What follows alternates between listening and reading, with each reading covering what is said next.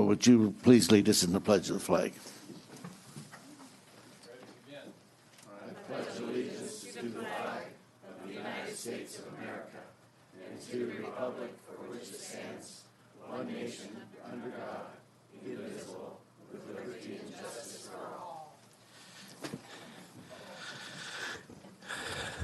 Thank you. The oral communications, we a 2-minute limit on oral communications, please. You only gave me 2 minutes, so I'm ready. I have the public health is looking who would support smoke-free areas at outdoor events. I have the cards on the back table, and I repurposed a plastic coffee can for people to submit their cards. We had 3 high school seniors at Sonora High who took on cemetery projects for our county, and they went to Chinese camp and cleaned up one cemetery and enjoyed it so much they went and did another. So I was just thrilled. Then you canceled your solid waste committee meeting this month, which I'm not happy about. So I would like to do some more show and tell on recycling. So I've passed out these I don't know how many times. And China doesn't want our trash anymore, so Waste Management is ramping down on what they will and will not take. So this was all stuff I picked up in the trash in downtown Sonora this morning that could all be recycled. So it has to be a jar, a jug, or a bottle that's number 1 or number 2 on the bottom only. So it needs things with a cap. And then, of course, the cans. And then all this stuff, 3, 4, 5, 6, 7... the caps. They won't take boxes anymore that go in the freezer, so these are all not recyclable, and they all need to go in our trash. And then people keep throwing pizza boxes in the recycle bin, but this is why you can't recycle a pizza box, because they get so disgusting and greasy.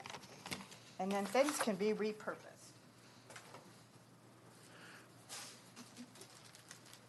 So I found these in the trash today. So the plant containers can go to Lowe's. They'll reuse those. Plastic bags can also be reused and recycled. And Waste Management tells everybody that no one collects these bags anymore. And that's not true, because you can wash them with soap and water and reuse them, and you can take them to any of the grocery stores that give out plastic bags so they can be bundled and reused. And then these little peanuts, you can take these to any of the shipping stores, and they'll reuse them. All right, thank you. Thank you.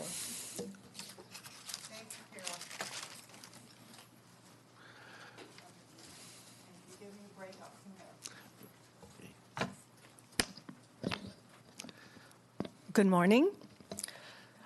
I'm Claudia Puccinelli. I've lived in the county for 42 years. My husband was a logger, and now he's a contractor. I was a special ed teacher for most of my 34 years of service in this community. I moved here in 1976. I built a home in 1979. Why does that matter? Because I am a long-standing member of this community, and I'm involved in many organizations, and I know lots of people in this community. Today, I'm here on behalf of the Tuolumne County Arts. I'm on their board. I have been on their board for 3 years. I think we provide a valuable service to our community.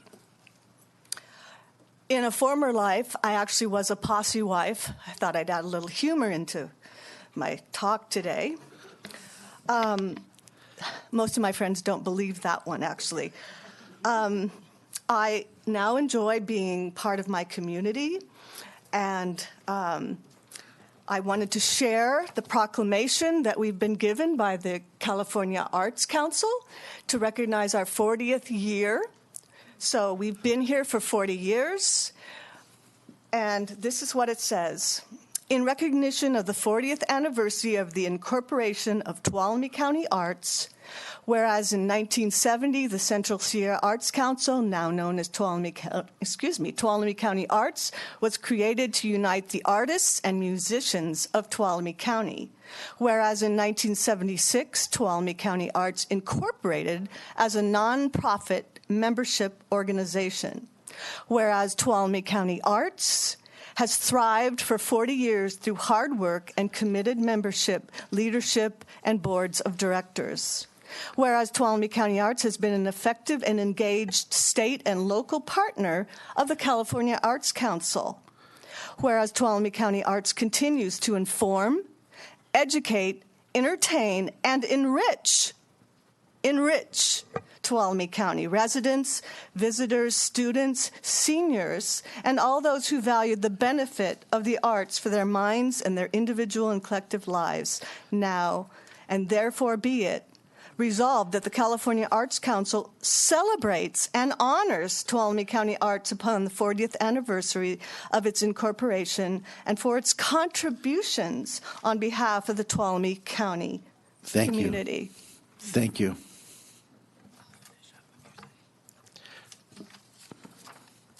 Good morning. Thank you so much for having us. I'm actually going to follow her lead and keep talking. Thank you again so much. What she brought up about the California Arts Council, we were very, very, very lucky. Recently, they came and brought a proclamation, and they spent the weekend with us, and they allotted our work in Tuolumne County. And we are sort of on the forefront in terms of what we're doing with the arts in Tuolumne County, which is unusual. We're very fortunate that way because we have support from our community. We also have support from local businesses that are being started by younger and younger people, and I just want to implore that if you don't make room for us at the table now, when the time comes, we're not really going to make room for you at the table, and we really need to keep that cooperation. So we really need to just work together and bring the arts forward. I wanted to sort of talk about some of our accomplishments. We have been working a lot with the Visitors Bureau, and Poetry Out Loud is one of the things that we're quite known for the California Arts Council. Supervisor Hanvelt was very, very gracious and included us in a competition for the California Congressional Art Competition, excuse me. We've been asked to be a vendor with Connecting Waters Charter School, which is, again, a way to keep arts in schools, but that's a home school, a home charter school. So these are ways that we definitely need to be sure that we're staying at the forefront of what we're doing and making sure that the businesses can access us and use us as a resource. I didn't mean to offend, but simply what I was getting at is that I want to make sure we're all working together all the time, and we really need to keep doing that together as best we can. So thank you so much.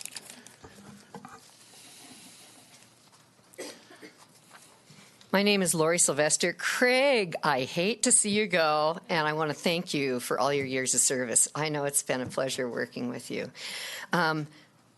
I've known a few of the TCEDA, the TCEDA, if you say it, board members for a few years or many years, and I have deep respect for them, including the board members here that are on that. And I want to express a couple of concerns.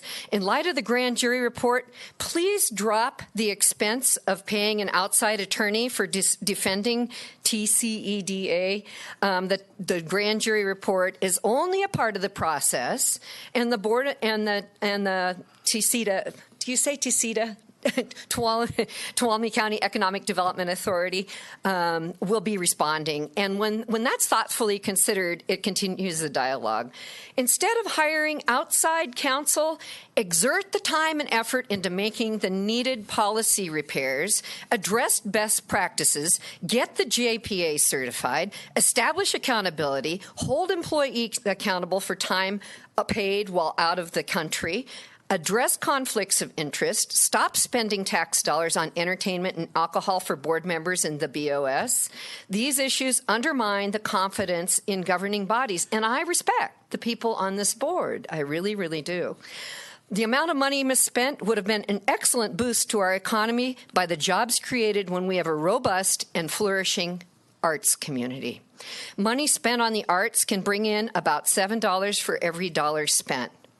Take this grand jury moment to redesign the Tuolumne County Economic Development Authority, JPA, fix the processes and procedures, establish a cost savings, and reallocate part of the budget to the arts, a proven economic force in communities nationwide and around the world. Thank you for your time. Thank you.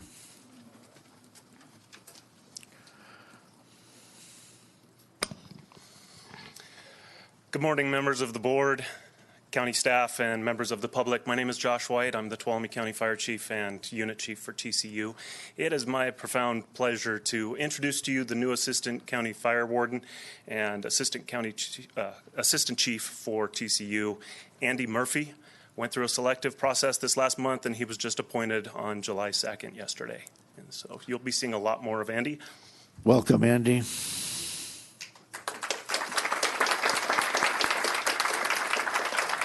Thank you very much. It's a pleasure to work for Tuolumne County. I've been a resident of Calaveras and worked in Tuolumne and Calaveras for most of my career, and it's an honor to be in this position. And I look forward to working with staff and all of the cooperators and continuing the fine tradition of the Tuolumne County Fire Department. Thank you, and welcome again. Thank you.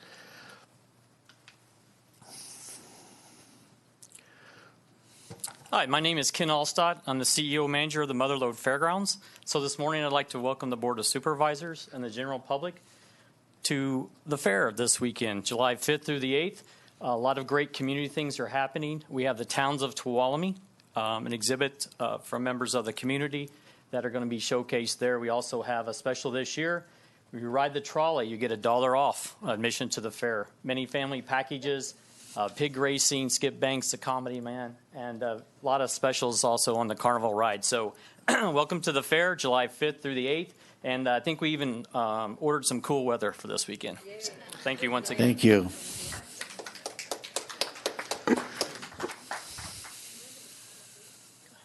Good morning, Tyler Somerset with the Tuolumne County Transit Agency. Lisa Mayo, Tuolumne County Visitors Bureau. Just a couple quick updates on things that are going on this weekend. We'll tag team on the Tuolumne Adventure Trolley, which is going to have its very first weekend starting Saturday and continuing with Saturday service through September. And it has, I just gave all my brochures away, some special route days that we are doing also in conjunction with a regular route on Saturdays. And that includes the West Side Brew Fest and Twain Hart Summer Art and Wine Festival, Wine in the Pines, Concert in the Pines, and the Tuolumne County Museum Tour. So this will be a great way to get around the historic Gold Rush community, Sonora, Columbia, and Jamestown, hitting the state parks and many of the unique destinations that Tuolumne County offers. But then also for locals to get to other important destinations, including the Junction and Walmart and community spots that will be helpful for the weekends.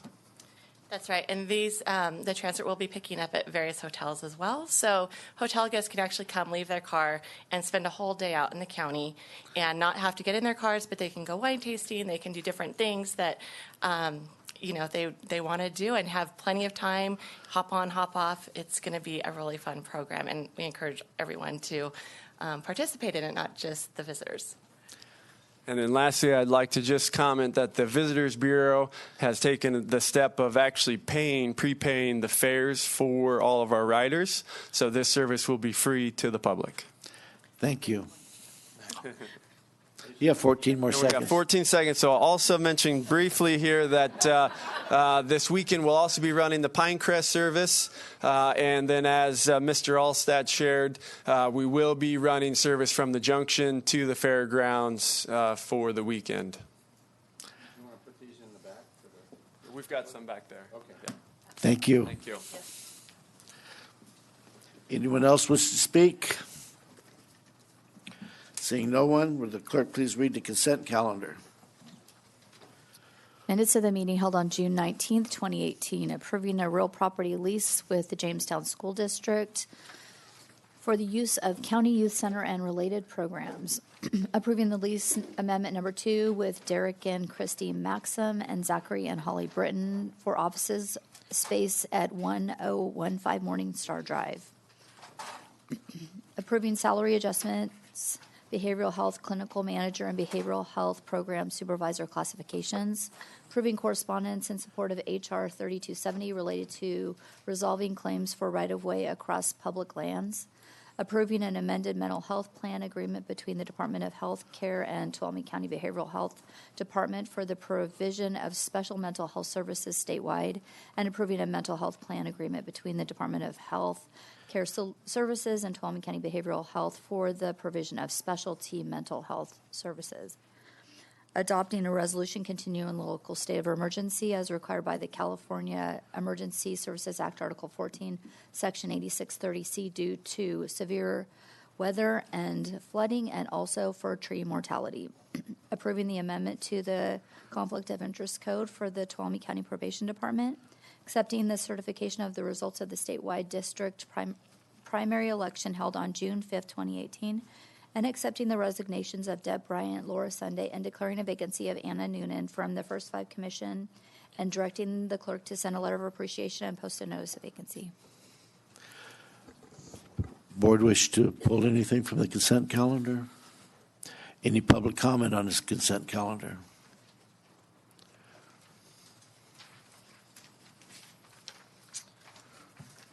On item number 3 regarding the county lease, that is a boatload of money. And item number 12, this community should be very sad that Deborah Bryant left, because she just did amazing things when she lived here. She needs an acknowledgement, so thank you. Thank you. Anyone else wish to speak on the consent calendar? Bring it back to the board for a motion. Move on consent calendar. Second. Motion by Supervisor Rutherford, second by Supervisor Brennan. All those in favor? Aye. Passes 4-0 with Supervisor Royce absent. Will clerk please read item 13? Yeah, just a second.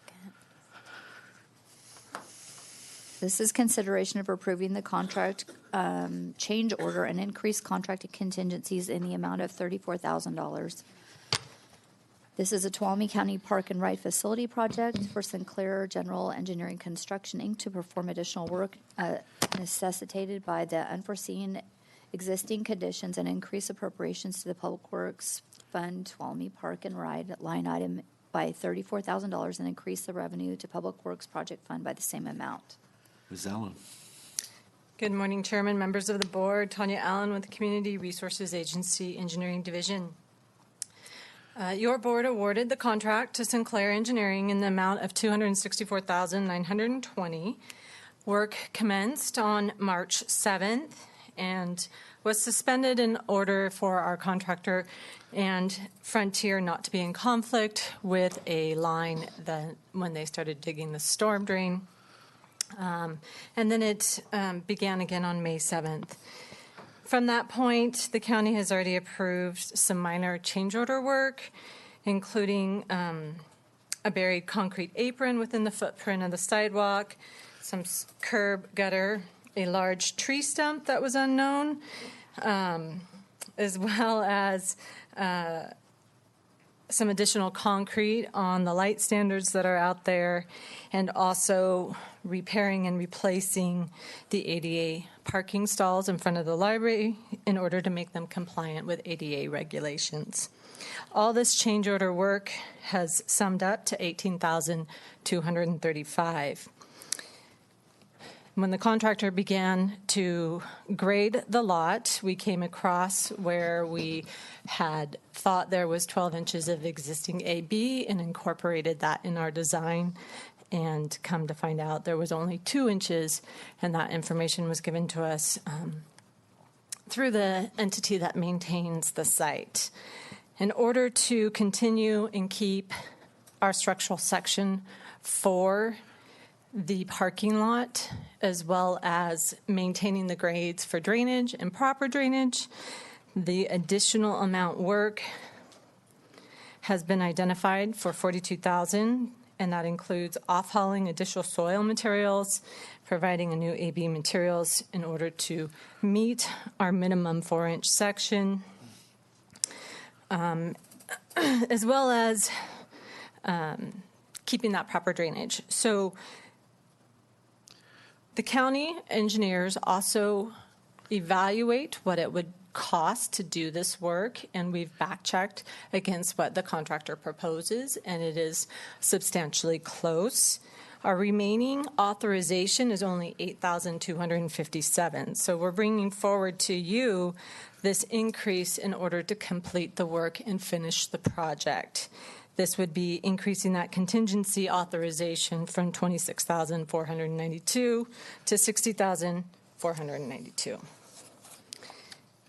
We have been working closely with the Tuolumne County Transportation Council, and there are some remaining unallocated CMAQ funds for our region that need to be expended by, I believe, July 15th, in which our project would qualify.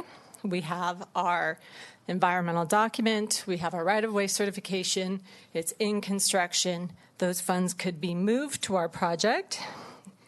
And we had been working with the TCTC and the city, and it was chosen that we will proceed at reallocating those funds to our project. So if you look at the second revenue table in your memo, that additional amount of $153,000 would be allocated to this project, increasing the federal funding and reducing our local match to zero. So we would recommend, in order to complete this project with no local funds, to approve the contract change order and increase the appropriations by $34,000. Any board questions? Any public comment? Good job in working this out so that we don't have any local funds to be expended. I know it takes a lot of work, and thank TCTC for the cooperation also. And, with that, I'll call for a motion. I'll move on staff recommendation. Second. A motion by Supervisor Brennan, a second by Supervisor Hanvelt. All those in favor? Aye. Passes 4-0 with Supervisor Royce absent. Thank you. Thank you very much. Please. This is consideration adopting a resolution appointing Sue McGuire as an extra help retired annuitant under the Government Code Section 21224, effective July 3rd, 2018. Mr. Chairman, members of the board, Steve Boyack, Human Services Agency. Under current pension reform laws, if a retiree is hired before 180 days since their retirement date, the Board of Supervisors must provide CalPERS with a certified resolution to do so. Sue McGuire, Behavioral Health Program Supervisor, retired on June 30th, 2018. Ms. McGuire held this position for 6 years and filled a critical role in supervising our substance use disorder unit, whereby adult and youth addiction support services are performed. Ms. McGuire is well-versed in program operations and supervision requirements of the SUD unit. She will be utilized to assist in training her successor, provide ongoing program support activities, provide supervision for interns, and will assist us with special projects.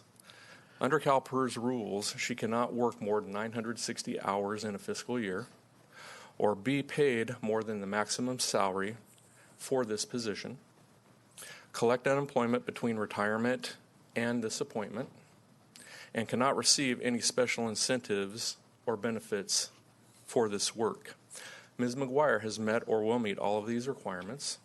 Ms. McGuire has further agreed to the stipulations and conditions for this relief employment as it is outlined in the attached agreement. There is no cost to the county's general fund associated with this action. This position is fully funded by state and federal dollars held within the Behavioral Health Cost Center.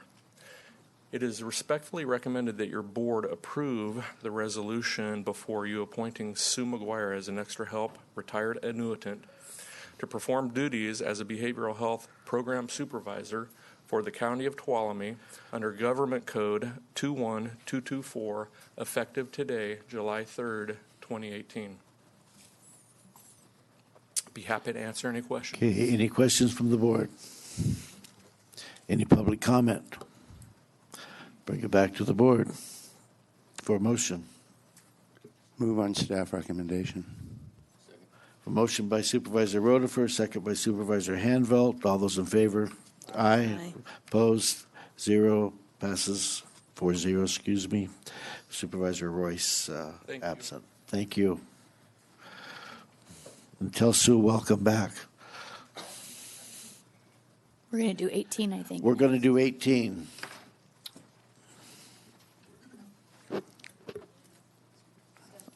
This one is consideration of waiving the first reading of either an ordinance amending Chapter 3.30 of the Tuolumne County Ordinance Code, amending the transient occupancy tax by increasing the tax rate from 10% to 12%, and changing the definition of the transient occupancy tax to apply the transient occupancy tax to campground sites and RV parks, or an ordinance amending Chapter 3.32 of the Tuolumne County Ordinance Code, amending the transient occupancy tax by changing the definition of transient occupancy tax to apply to the transient occupancy tax to camping sites and recreational vehicle parks.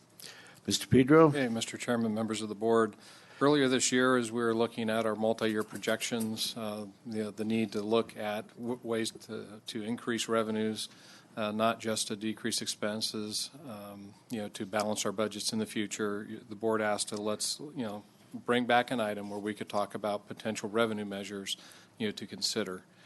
We did a bit of a workshop on your June 5th meeting where we talked about sales tax, we talked about TOT, parcel tax. These are things that have been brought up during a finance committee meeting previously.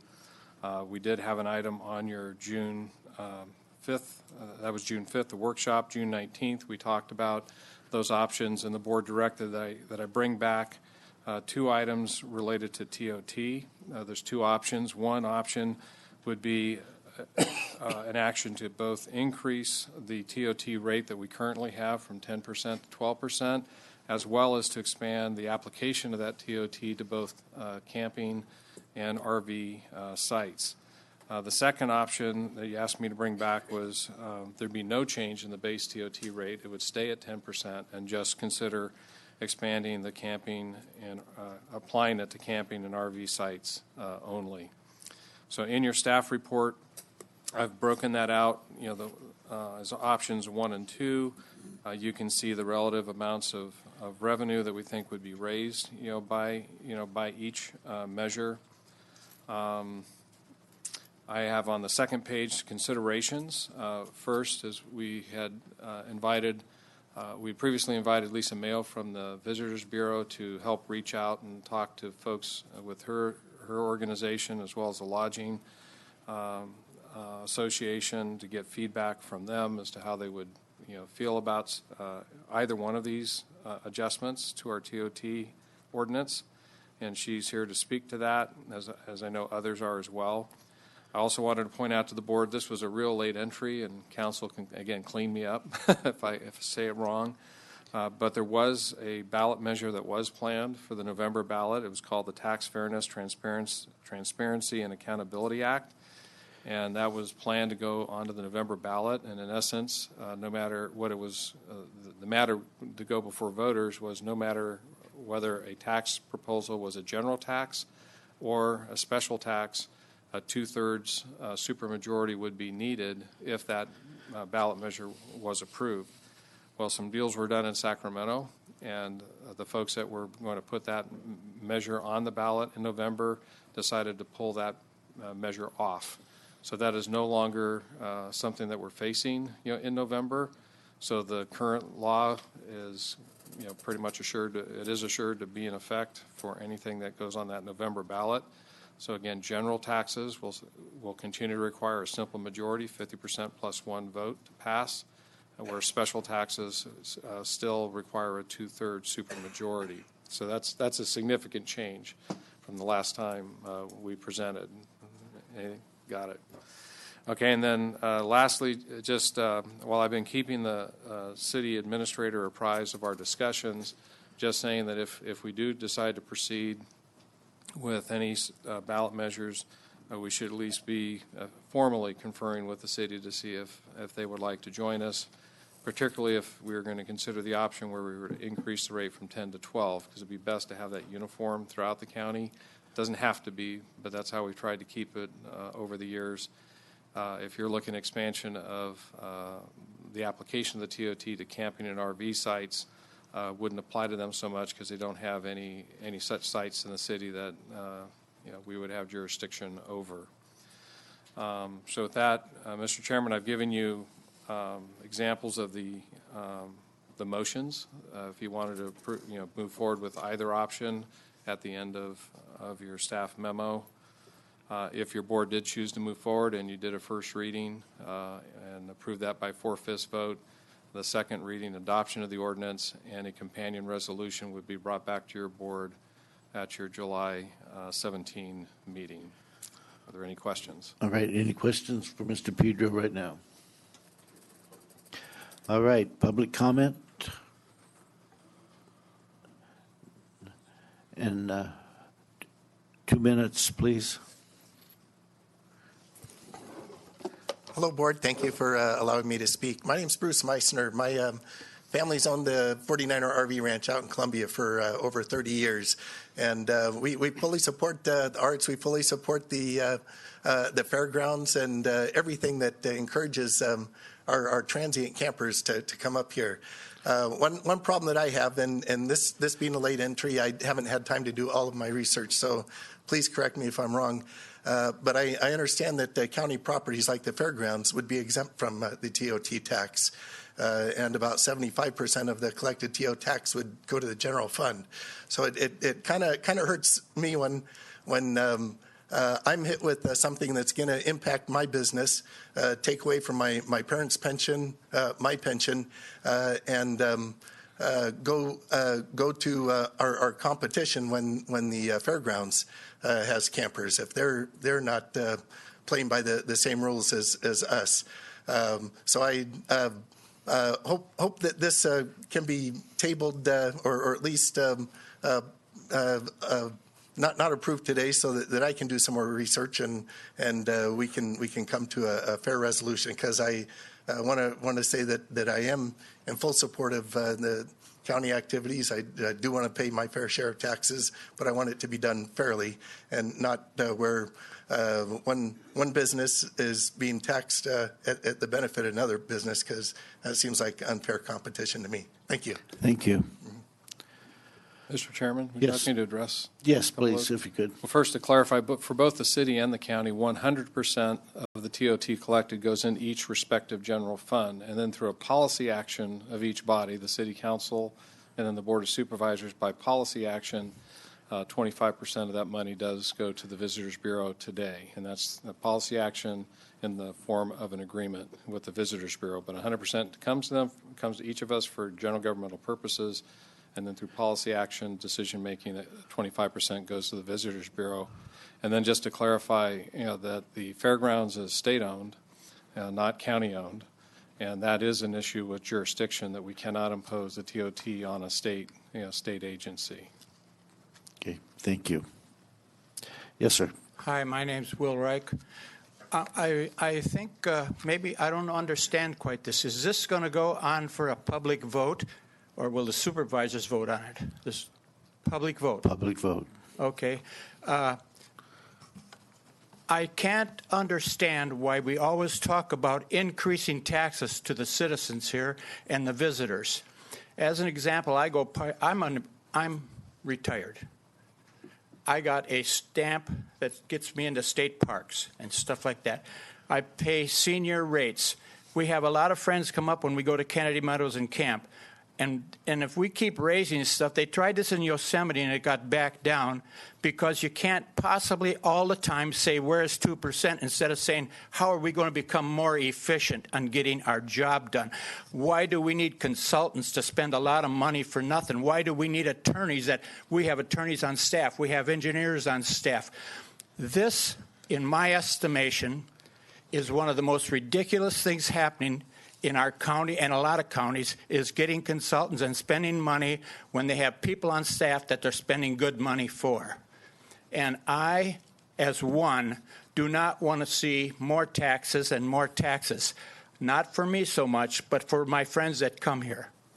And what says that you won't want 5% 2 years from now and 20% the next year? just having an open thing like this and saying we got a situation going, but we can amend it and increase it and increase it. We got a lot of monies in our taxes these days that we didn't have, and we just keep increasing it without even discussing how can we become more effective in doing our work. Thank you. Hi, I'm Lauren Hurley. You all know me. It's been a while. I'd like to say that I agree with what the two gentlemen in front of me have said. I'm standing here. I'm a vacation rental host, and I have one room. And it's how I make my living at the moment. You up here on the board put my organic cannabis farm out of business, and I now am relying on this sole source of income. And a 2% increase is not acceptable. I'd already like to know what that 10% goes towards. I pay a good chunk of money, and I know it goes to the general fund and enforcement and the Visitors Bureau, but I still have to pay a membership to the Visitors Bureau. I don't even really get much of a benefit from that. I just found about this yesterday, so I'd like to have more time to have a discussion about this. But I really do think that you need to look internally before you put another tax on people who are small business owners and people who are coming to this county to enjoy it. Before you put a tax on them, look to yourselves and become more efficient. Put a pause on your salary increases until you can actually do a job that you're supposed to be doing. Thank you.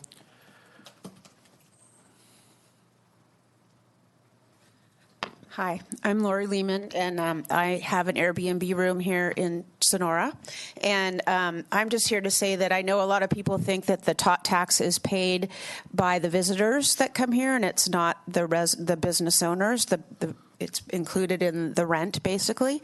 But I wanted to just tell you that I'm guessing Mr. Pedro made an agreement with Airbnb similar to one that's done in San Francisco and Seattle, where the guests automatically pay it and the money is sent to the county. But for some reason, it was decided to leave the city out of that agreement. I guess they sorted out all the 3-digit or less numbers. And so we all have to pay that tot tax on our own. So it is actually harmful to all the people in the city that are having to pay this tot tax. And people say, well, then why don't you just raise your rates to pay for the tot tax? But then I'm not competitive with anybody else in the county. So this is a hardship on the people in the city, and I hope that you decide not to raise the tot tax by 2%.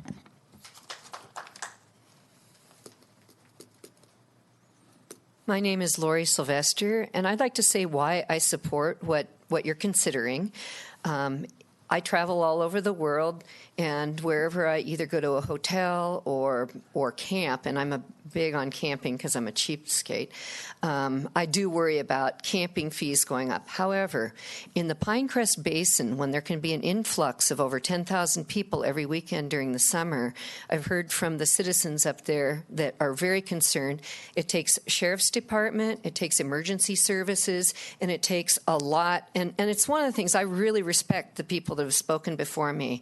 But as people come into our county, we are bearing the price for our emergency services and the needs that we have. And we really do need extra sheriff deputies, for instance, up in the Pinecrest area. So when people ask about the 75%, we're really in arrears, as you know, to try to get the services we need for our visitors. We have search and rescue and many other things that happen when people come to our county and are visitors. And I feel like I'm preaching to the choir that knows, but a lot of the community, you can tell from comments, aren't aware that we really, and the Visitors Bureau has worked to get a lot of people here, but a lot of us citizens have borne the price in fire taxes and other things to try to keep our departments whole. I know they're suffering in the Pinecrest Basin. I know that they need more money in there. And I do really support and respect RVs and campers, people that are trying not to spend as much money, but they don't stop coming because of that. Lori Lehman makes a good point. If there's an issue about trying to fix things with Sonora and working with the city so that it feels equitable, totally sensible. But I really say that we do need this increase. We do have really crunched services, and I appreciate that the 75% has been carefully looked at, and you've been working to try to spread that out, and it's spread out very thin. I think it's time, and I've never had a problem or turned away from a city because some of them charge 25 and 35%. Would never want to see that here. But thank you very much for considering it.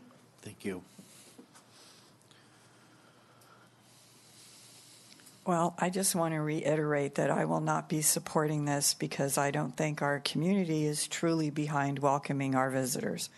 And I think, as on my soapbox, that we need to deal with our trash problems because there's trash all over the county. They're on the roadsides, they're dumping it on people's property, and that makes a very unwelcome mat for people who come to visit. And I was scolded by Mr. Rotifer for talking about how dirty downtown Sonora is, but that makes a statement to our visitors, so I won't go down that road. But I think as a community, we need to stand up and do something about how tacky we are sometimes and make it more welcome for our visitors. And now I can collect my other things. Thank you.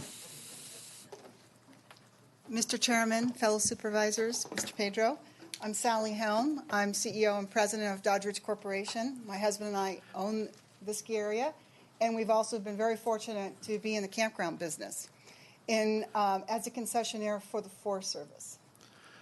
So very different from the ski area permit. These are what you call GT permits. We have 3 complexes, Pinecrest, Clark Fork, and Brightman. Frank was had a lot of long-term vision when in 1982 the Forest Service put Pinecrest as one of the first campgrounds up for concessionaire, and he bid on it and won that, and we've run that complex since 1982. So we've been in the campground business for a very long time. So this is a very, we would ask you to please vote no today on putting this on the November ballot. Now, I have several concerns that I want to talk about, but I also want you to know we're not, don't have enough information to be for this or against this on the November ballot. But I'd like to explain why right now we think this is not a particularly good idea. So in saying that, I want you to know we're willing to be part of the solution, as we've been in the campground business for a very long time. And we are part of that Pinecrest Basin that Lori Sylvester talked about, and we have a very good understanding of who uses those campground operations. First of all, and I also believe that Tuolumne County voters will reject a tax on dirt. I mean, that's what you're asking for. If you come up and look at the campground operations we particularly run, they're Forest Service dirt spots.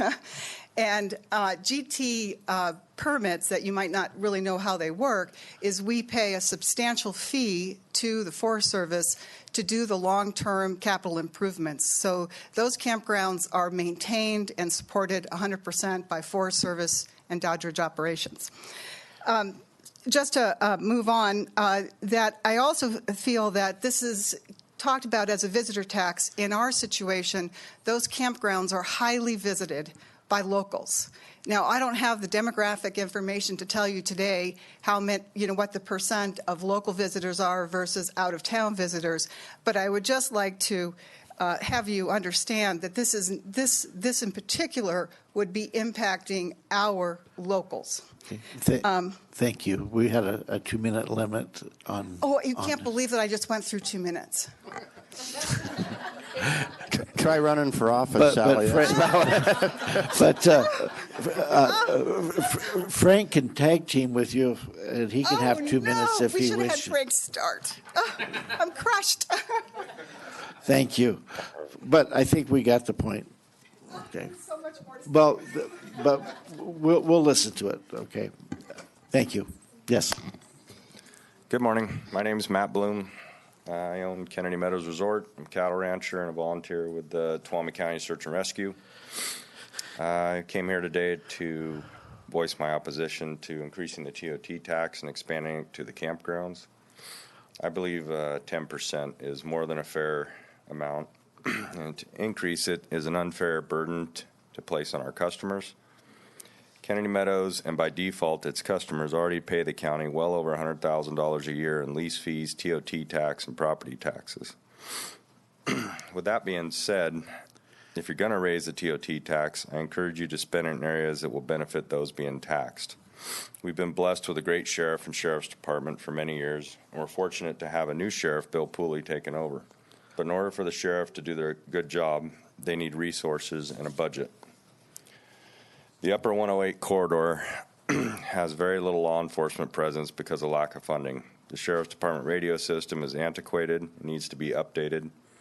Many times, upcountry deputies and first responders have no communication with dispatch when handling emergency situations.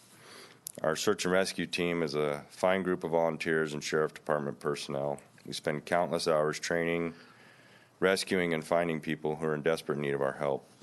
We have a very limited budget and rely on fundraising and donations from generous groups and individuals to buy the necessary equipment to safely do our job. So in short, I just want to say, if you're going to raise these taxes on our customers, then please put the funds to good use where it's needed. Thank you. Thank you.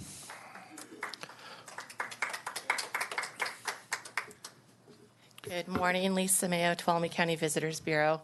And I'm really glad that some of the representatives from our lodging and campgrounds could be here today, even though it's probably the busiest week of their summer. So I really appreciate that. And just to echo a lot of what they have said, I have not been able to find anyone that is really for this at this time. It's not a lot of like hard no's, we don't want this. They just would like a more thoughtful approach, something where we might have some more time to put together some strategy and to really look at how those funds will be used, to do some more research on projections. I know some of the numbers were not the latest, so I just wanted to let you know what I have found since our last meeting, basically. Vice Rutherford. Lisa, we'll never repay you because you probably need a new pair of shoes and a new pair of tires on your car. This lady has been all over this county in the last couple of weeks trying to talk to people so she could give us a sense of the waters or whatever out there. And I want to thank you for the extra time you put in to do that. Absolutely. Thanks. Thank you.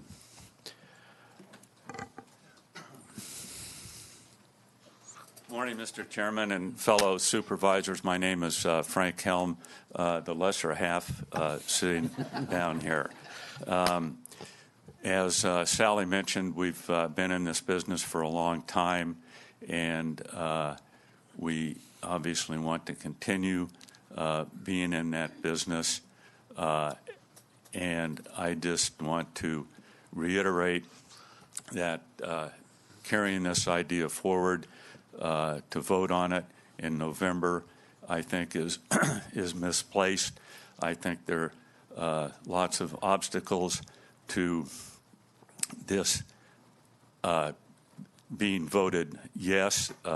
In the past, there have been attempts at trying to pass a parcel tax and increasing TOT to campgrounds and RV parks, and have all failed. So I think moving this idea forward is a disservice to the voters of the county, and we would very much appreciate this idea being put to bed at this meeting. Thank you. Thank you. Anyone else wish to speak? Bring it back to the, okay. Gotta be quicker. Ladies and gentlemen, Steve Willey, National Hotel and Restaurant. I do think that Frank and I are the last of the Mohegans in terms of we're the last two who are still around who formed the Visitors Bureau in the beginning and dealt with the tax. And I think even Frank would agree that we can honestly say the only reason we're having this discussion today is because we failed. It was strictly an oversight, and we failed to deal with the RV and campground tax when the Visitors Bureau was first formed. and the TOT was raised from 6 to 8%. Had we dealt with it then, we probably would not have this discussion today, for at least this part of the discussion. Other than that, yes, there's needs. I think to level the playing field. Nobody wants to pay excess taxes, but when you have one part of an economy that's not paying any tax, I think we need to do something about that, at least that end of it. Thank you. Thank you. Anyone else? Okay, I'm going to bring it back to the board. Comments? Supervisor Rotifer? Sure. This is like deja vu all over again for me. When I ran for office the first time, this was a big issue on the ballot, and I was opposed to it then. Not so much because I'm opposed to TOT taxes. I can tell you, like Lori, I travel all over the place, and I pay a heck of a lot more than 10% taxes. Not that I want us to be paying what I pay in some of the high rent districts in this state, but there are other places that are much higher. I was against it back then because it was not well thought out, and I'm getting the same kind of uneasiness, I guess, this time around as well. Okay. I think we need to take our time, and we don't have time for this election. So we've got a lot of time between now and the next election. I think we need to use it wisely. I think we put together a little working group with the Visitors Bureau, the Lodging Association, the campgrounds, the RV park industries as well, and figure out what is equitable and how we get there. Some thoughts that I've had over the last probably 2 months in thinking about this. First of all, if we are going to include RV parks and campgrounds, I don't think you can give them a ball bat in the forehead and go straight to 10% or straight to 12%. I think one of the things that I would like us to look at is a phased ramp that maybe start out at 2 or 4% and goes up 2% a year or something like that. I don't know. I don't know what the right answer is, but I don't think you can hammer them right out of the gate. Another reason why I think that, another reason why I think this is poorly timed is there is tax fatigue. First of all, I don't like taxes at all. Okay, but unfortunately, that's how we provide government services. But there is an incredible amount of tax fatigue. We've got a repeal of the gas tax ballot initiative out there. This is if you really want to pass a tax initiative, this is probably the worst year in my political career that I can remember. So I just think it's a bad year. So I think we need to take our time. Supervisor Hanvelt? Thank you, Mr. Chairman. I generally agree with what Supervisor Rotifer said. I think we need to do a lot more homework. This is not well understood by the public, and consequently, I understand the negative reaction to it. I don't know that it's the right solution to our revenue problem. We clearly have a revenue problem, and so I would like to make sure that we take the time to do that, and I agree that we ought to bring in the people required. I also affected by this and get their opinions. The other one is the voters. This last election had a number of ballot issues on it, which were very, very complicated and very hard to understand. There's probably going to be a dozen or more, at least a dozen state initiatives on there, some of which, well, they don't say tax, they say bond, which is the same thing. When you approve a bond, it proves an increase in your taxes you pay, and there is a lot of resentment around the state over the gas tax, which was passed by the legislation, and I think that permeates the thought process. And like Supervisor Rotifer, I'm not not a tax guy. I think the way we need to improve things is we need to stimulate reasonable growth in our community and move forward with the taxes that exist on that basis. Growth increases property taxes, increases sales tax, and use taxes and things like that, and that are already existing and helps us do things. We haven't been in a growth mode for a number of years, so I won't support this. Supervisor Brennan. So it would be a 4/5 vote, and I can count to 4. But I do want to make a couple of points because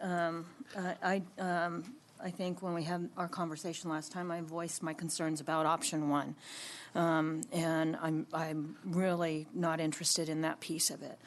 But option 2, I think we do have to have a very serious conversation about this. And I agree with my colleagues up here. Taxes are not the way I like to solve our problems. But we have some realities that we really do have to find some answers to. And the first one is that Tuolumne County is 3/4 public lands. And that means that we bring a lot of visitors up here. So when we look at the Forest Service, and 3/4 of the land base is administered and supposed to be, if you will, patrolled by them. And there are 3 officers on the Stanislaus National Forest, and that's for Calaveras County, Tuolumne County, and part of Mariposa County. 3 officers. And so what is the reality of what happens when those visitors are at the campgrounds is they are using the county services, because you're not going to, it's very difficult, and I'm just using law enforcement as an example, to get a response when you need it.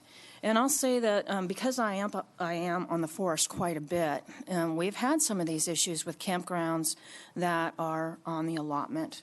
There are visitors that are coming that are different today than what we saw or have seen in the past. And the level of confrontation is different.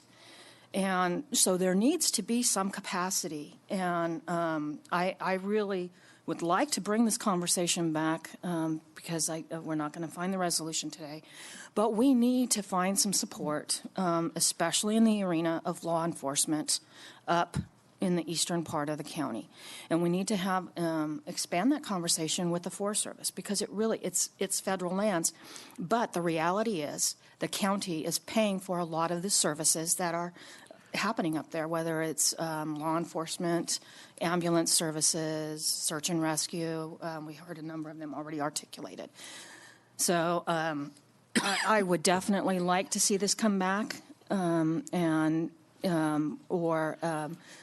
Mr. Chair, if you want to appoint a few folks to work on this. But I think that we need to not expect the citizens of Tuolumne County to be paying for the services that are being used by the visitors that are coming here. And so I think we do need to have the conversation and move something. Sitting here, I think I've come up with a solution. I think, Lisa, you stopped doing such a good job bringing people here, and we wouldn't have to deal with all of this. But in all seriousness, I want to address one thing as far as expenses. It was mentioned earlier that we need to cut expenses. I've been on the board 9.5 years, and every year we cut expenses in one form or another because our income doesn't increase to the level that we need to run the government. So this was something to look at. How do we get more money for specific purposes? I mentioned this before that we're going to have a crowded ballot, like Supervisor Hanvelt said, this fall, and this timing isn't good. But I do think that we're going to be looking at this strongly down the line, and we should set up a committee and look at this more deeply to see if we can come up with an agreeable solution, because we're going to be looking at this again. It's not going to go away. It's going to be here. But with my fellow board members, I agree that this is not the good time. But we have to do this exercise. We have to bring this stuff forward and try to educate everybody what we're looking at. And remember, this is going to be a vote of the people. It's not going to be a vote of the supervisors. It takes the supervisors to get on the ballot, but it's up to the people. Supervisor Rutherford. Yeah, I want to more specifically address some public comments that were made, because the reason we hire outside consultants and outside legal advice and that kind of stuff is because we don't have the staff to do everything that we need to do. So we have a staff that does the day-to-day operations, but when we have what I'll call some kind of a surge activity, we augment that capability by hiring outside consultants and outside legal help, outside lawyers.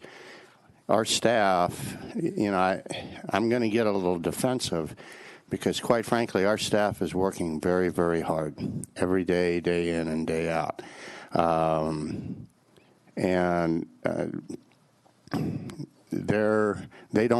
There's not a lot of excess capacity day to day in this staff here. And that's one of the reasons that we're trying to find additional revenue sources. Because, quite frankly, our cost of doing business is, even though we're cutting every year, our cost of doing business continues to go up faster than our revenues increase. So, and Mr. Chairman, I move that we table this one indefinitely, and I recommend that you form a committee with a couple of supervisors and staff to work with the public on this. Staff and general public. Pardon me? Staff and public. Okay, that's fine. And we'll come back with a timing to do that. I think we can wait until December. Be a good time. Mr. Pedro shake his head yes, because I think he has an idea where he's going to be at the end of December. If you move it till January, I'll be even happier. Okay, so we have a motion by Supervisor Rutherford. Second. Second by Supervisor Brennan. Any more public comment? Seeing none, all those in favor? Aye. Opposed? None. Passes 4-0. Supervisor Royce absent. Okay. We're going to take items 15, 16, and 17 together, but we're going to approve them separately. Is that okay with everybody? Thank you. Yes, I would. So, consideration of adopting the resolution to allocate California Department of Transportation Division Aeronautics matching grant for Federal Aviation Administration AIP grant to fund the taxi line reconstruction and rehabilitation at Columbia Airport. All these are the Columbia Airport. And also consideration of approving $201,123 budgetary adjustments to fund this project, and to award a contract to George Reed for this project, and approving the authorization of services amendments with the Kimley, Horn, and Associates. Mr. Richardson. Good morning. Daniel Richardson from the County Administrator's Office. Before you today, we do have 3 items. I'm going to give you an introduction to what we're about. This is really exciting. It's been probably a decade since we've had a project this large, a construction project out at Columbia Airport. This is sorely needed to rehabilitate in between the T-hangars, the taxi lanes that go in between them. They have major potholing and asphalt failure going on. Fortunately, we've been working with the FAA, and so we received an FAA AIP grant to move forward with this reconstruction and rehabilitation project. Let me just go through the various items before you. We received an FAA grant to pay for this project.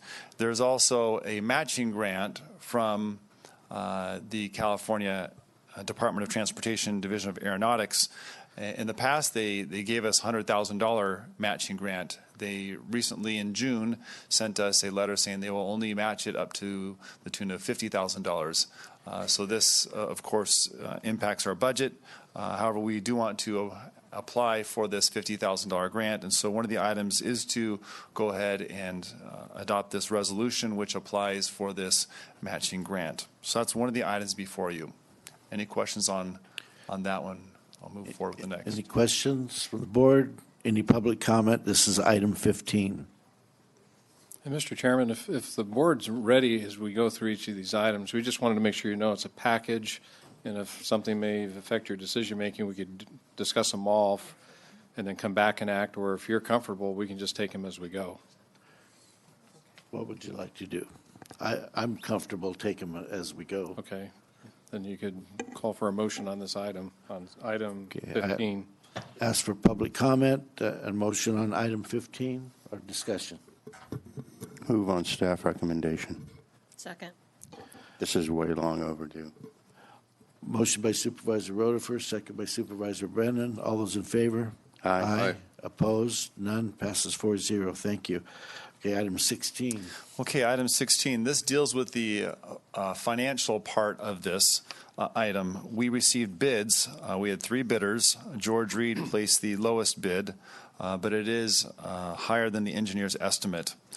This requires a county, some budget adjustments, $79,607. An additional general fund will need to go towards this project in order to make it whole. This money, we did identify the PILT, the payment in lieu of taxes from the federal government. This revenue came in June higher than anticipated, $132,000 higher than anticipated. This will roll into your year-ending fund balance. We would like to use $79,607 for this project. And so that is the change that is in your finances. There's some movement of money, some accounts here that allows that to happen. But that is, in essence, the general fund impact on this project. Okay, any questions? Yeah, just real quick, Daniel. Does that, or maybe it's Craig, I'm not sure, does that decrease our planned fund balance into the next year? No, it's actually, the money coming in from PILT is going to increase the fund balance. We're only going to use a portion of the increase. Okay, thank you. Any other questions? Any public comment? All right, we're going to take action on item 16. Move on staff recommendation. Second. Did it?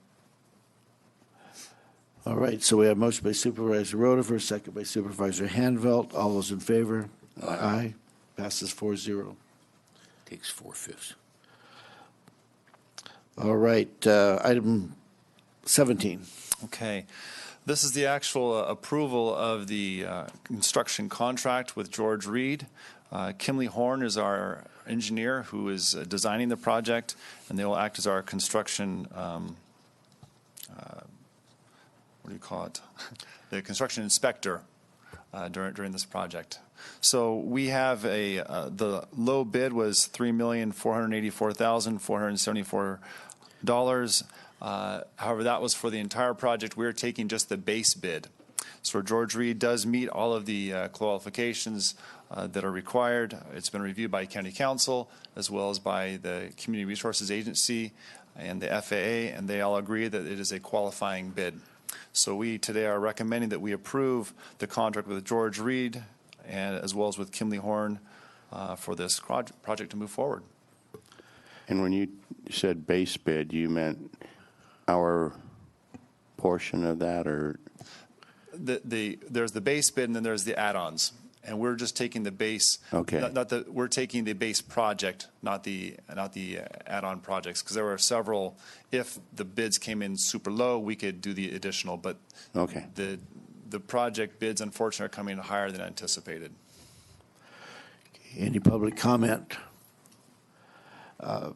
Just my comment is, this has been needed for a long time, the work out there, and I want to commend Benny and yourself and everybody that was involved in getting this through, because that's a lot of money coming from other sources that's really going to benefit the people of the county. So I'll call for a motion. Mr. Chairman, I move on staff recommendation. Second. Motion by Supervisor Rotifer, second by Supervisor Hanveld. All those in favor? Aye. Passes 4-0. Supervisor Royce absent. Thank you very much. So instead of doing reports, we'll do closed sessions. Does that work for everybody? Okay. Just in case we get them all done.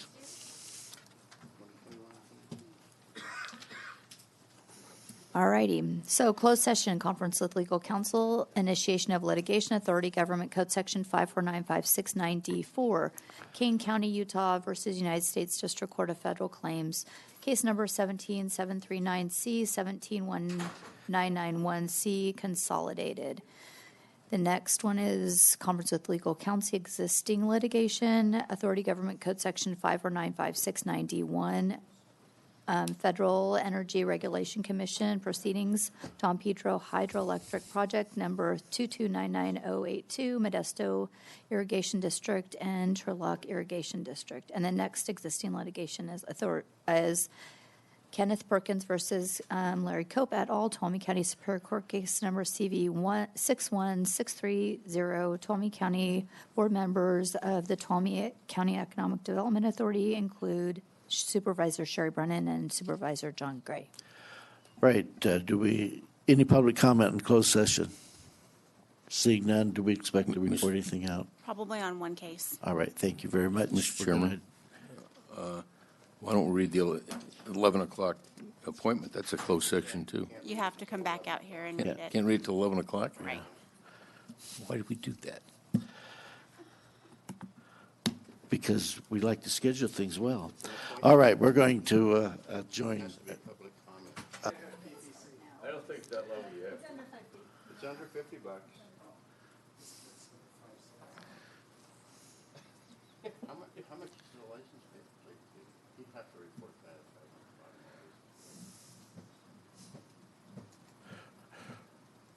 All right, we're returning from closed sessions, and I'm going to report on item number 20, Kane County, Utah versus United States Court for Federal Claims. Supervisor Rotifer moved and Supervisor Hanveld second, and by a vote of 4-0, the board approved the County of Tuolumne to opt into the Kane County, Utah versus United States case number 17-739C and 17-1191C, class action regarding underpayment of PILT for fiscal years 2015 to 2017.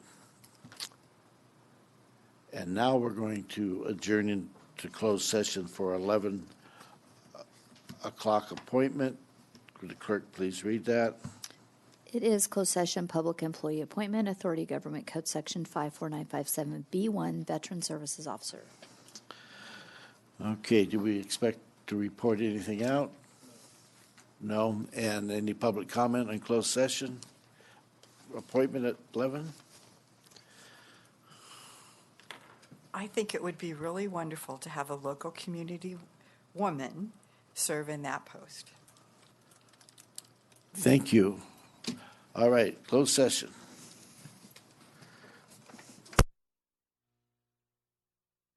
Supervisors meeting back to order. Report out of closed session that we have nothing to report. So in order for us to go on to our next appointment at 12 o'clock, we have to wait one more minute. So you feel free to talk, and I'll hit the gavel again, and we'll start this over.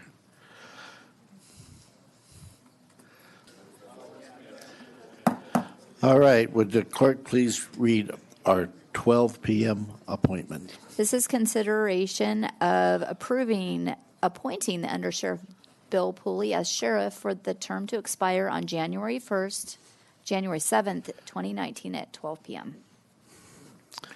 All right. On this matter, I'm going to ask for public comment first. If anybody in the public wishes to speak prior to the board taking action, please feel free to do so. All right. Nobody likes Mr. Pulley. I can tell. Okay. So it's the board's duty to appoint a new sheriff with the resignation of Sheriff Mealy in his at the end of his term here, or halfway through the last year of his terms. I look at this audience and I think, do we have more than one choice than Mr. Pooley? I mean, is he the only law enforcement? Are you looking for nominations from the floor? Out there, but in all seriousness, this is something that the board is required to do. But I think it's also, in this particular case, an honor to do. So, fellow board members, if you wish to make any comments before we. Well, I want to complain about the note here in the agenda. It says consideration. I don't want to consider it. I just want to do it. Okay, we can do that. Supervisor Rutherford. Yeah, I'm wondering who's enforcing the laws in the rest of the state of California right now. I think it's a very strong comment of under sheriff, soon to be sheriff. I'm going to bet it. Pooley's respect that he's held in throughout the law enforcement community. I think we could have a Sheriff's Association meeting, a State Sheriff's Association meeting. So I'm ready to go. Supervisor Brennan. Yeah, and I look out around the room, and it's not just those from the department that are here, but I see so many other representatives from other county departments and groups that the sheriff's office is tasked in working with, and I think there is just a tremendous amount of support here, and that speaks very highly to the action that we are about to take. Okay, so Under Sheriff, could you please come to the podium, and I'll ask for a motion, because you always have a chance to not do this if you we want to give you that option. But with that, now that you're up here, I'm looking for a motion. Mr. Chairman, I'd like to move enthusiastically support and move in favor of appointing the Undersheriff, Bill Pooley, as our new sheriff. And I think we can race for the second, but I'm going to take it today. I'll give it to you, and I'll third it. All right. So we have a motion by Supervisor Hanvelt, a second by Supervisor Brennan. I already asked for public comment. So all those in favor? Aye. Opposed? None. Passes 4-0. Welcome, Mr. Pooley. Excuse me, Sheriff Pooley. Thank you.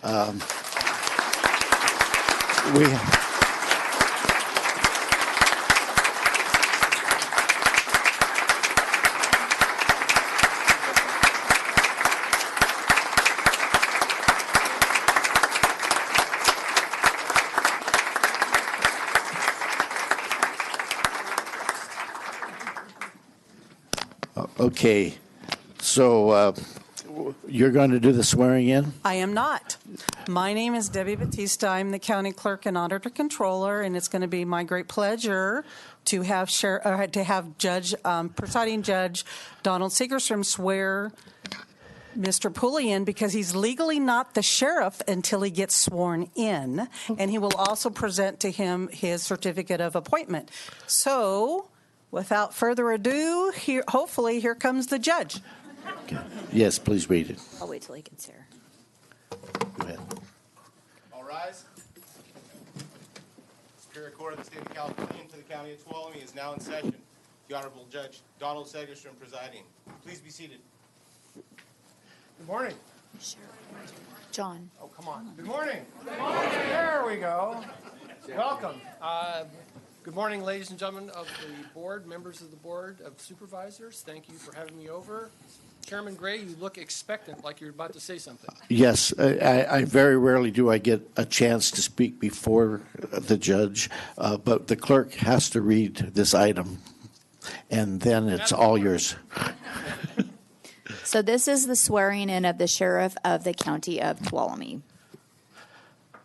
First of all, it is my honor to be asked to come over today and preside at the swearing in of Sheriff Pooley. I see a lot of familiar faces from the Sheriff's Department here. It's a big change in leadership for the department, and I know that you're going to be in really, really good hands. Sheriff Pooley is a fifth generation from Tuolumne County, and being similarly situated, I can really appreciate the fact that somebody from Tuolumne County takes up a position like this, position of authority, and wants to stay in the county. I think it's really important for us and for all the citizens of the county that you have a knowledge of the people, the places, how our county works. It's really a wonderful thing. He was actually, I think he started with Sonora PD. Yes, sir, I did. Yeah, so I see the chief in the audience. Welcome, chief. And then went to the Sheriff's Department here, and then eventually to the Stanislaus County Sheriff's Department. So we sort of shared that. I was at the Stanislaus County DA's office for a while. Yes. And but you were down there for 18 and a half years Yes, at the Sheriff's Department? Yes. And then from there, he was appointed to be the chief of police of the city of Riverbank. So he has a lot of executive experience, which will serve him in good stead as the sheriff, I'm certain. And then for the last 6 years, he's been the undersheriff for the county of Tuolumne, getting to know the sheriff's department and getting himself ready to assume the mantle, which we will do right now. If you'll come up here. First, here is your certificate of appointment from the Board of Supervisors. So congratulations on that. And now, I would like to have you raise your right hand and repeat after me. I, Bill Pooley, I, Bill Pooley, do solemnly swear do solemnly swear that I will support and defend that I will support and defend the Constitution of the United States the Constitution of the United States and the Constitution of the State of California and the Constitution of the State of California against all enemies, against all enemies, foreign and domestic, foreign and domestic, that I will bear true faith and allegiance that I will bear true faith and allegiance to the Constitution of the United States to the Constitution of the United States and the Constitution of the State of California, and the Constitution of the State of California, that I take this obligation freely that I take this obligation freely without any mental reservation without any mental reservation or purpose of evasion, or purpose of evasion, and that I will well and faithfully that I will well and faithfully discharge the duties discharge the duties upon which I am about to enter. upon which I'm about to enter. Congratulations. Thank you.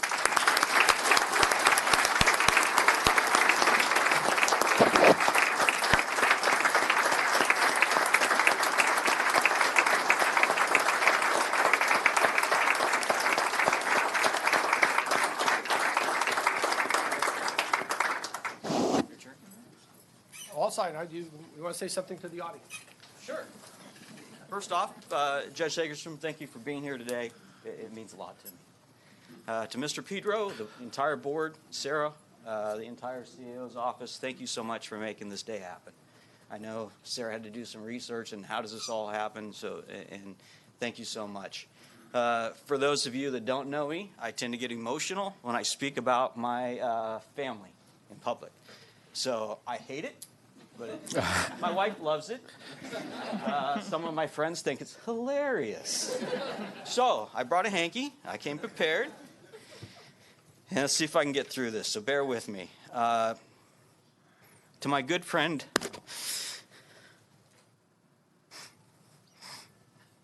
Sheriff Mealy, I cannot thank you enough for this opportunity, and I will miss working with you. I'm so sorry you can't be here. Okay. So, to my family and friends who have guided me throughout my life, you have made me what I am today, and thank you.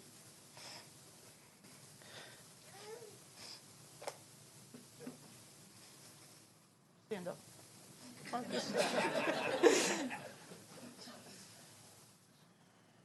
is my wife, Jamie, my son, Marcus, and my daughter, Nicole. Without you, without your faith and your love, and most of all, probably your understanding, I wouldn't be here today. Thank you. Okay, the hard part's over. To the community of Tuolumne, this community shows law enforcement overwhelming support every day. And as the sheriff, I promise I will do everything in my power to maintain that faith and trust within the office of the sheriff. That brings me to the men and women of the sheriff's office. I wish I had a better command of the English language to express to you how proud I am to be part of your organization. And it is that. It's your organization. Sheriff Mealy said it just the other day. You are the sheriff's office. And as long as you continue to do what you're doing and always remember that we're here to serve the community, to quote Sheriff Christensen, we are here for no other purpose than to serve the community. With that, may God protect those who protect others. Thank you.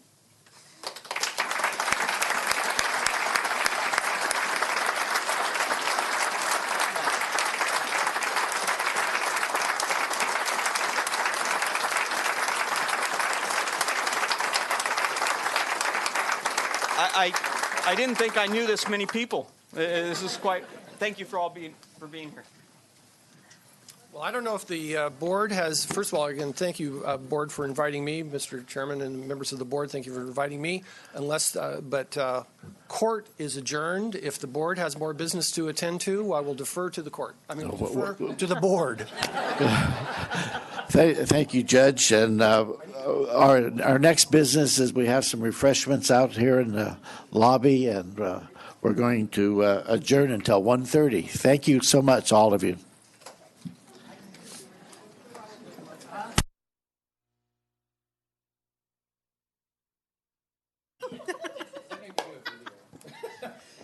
Okay, what do I get if I do it? When in doubt.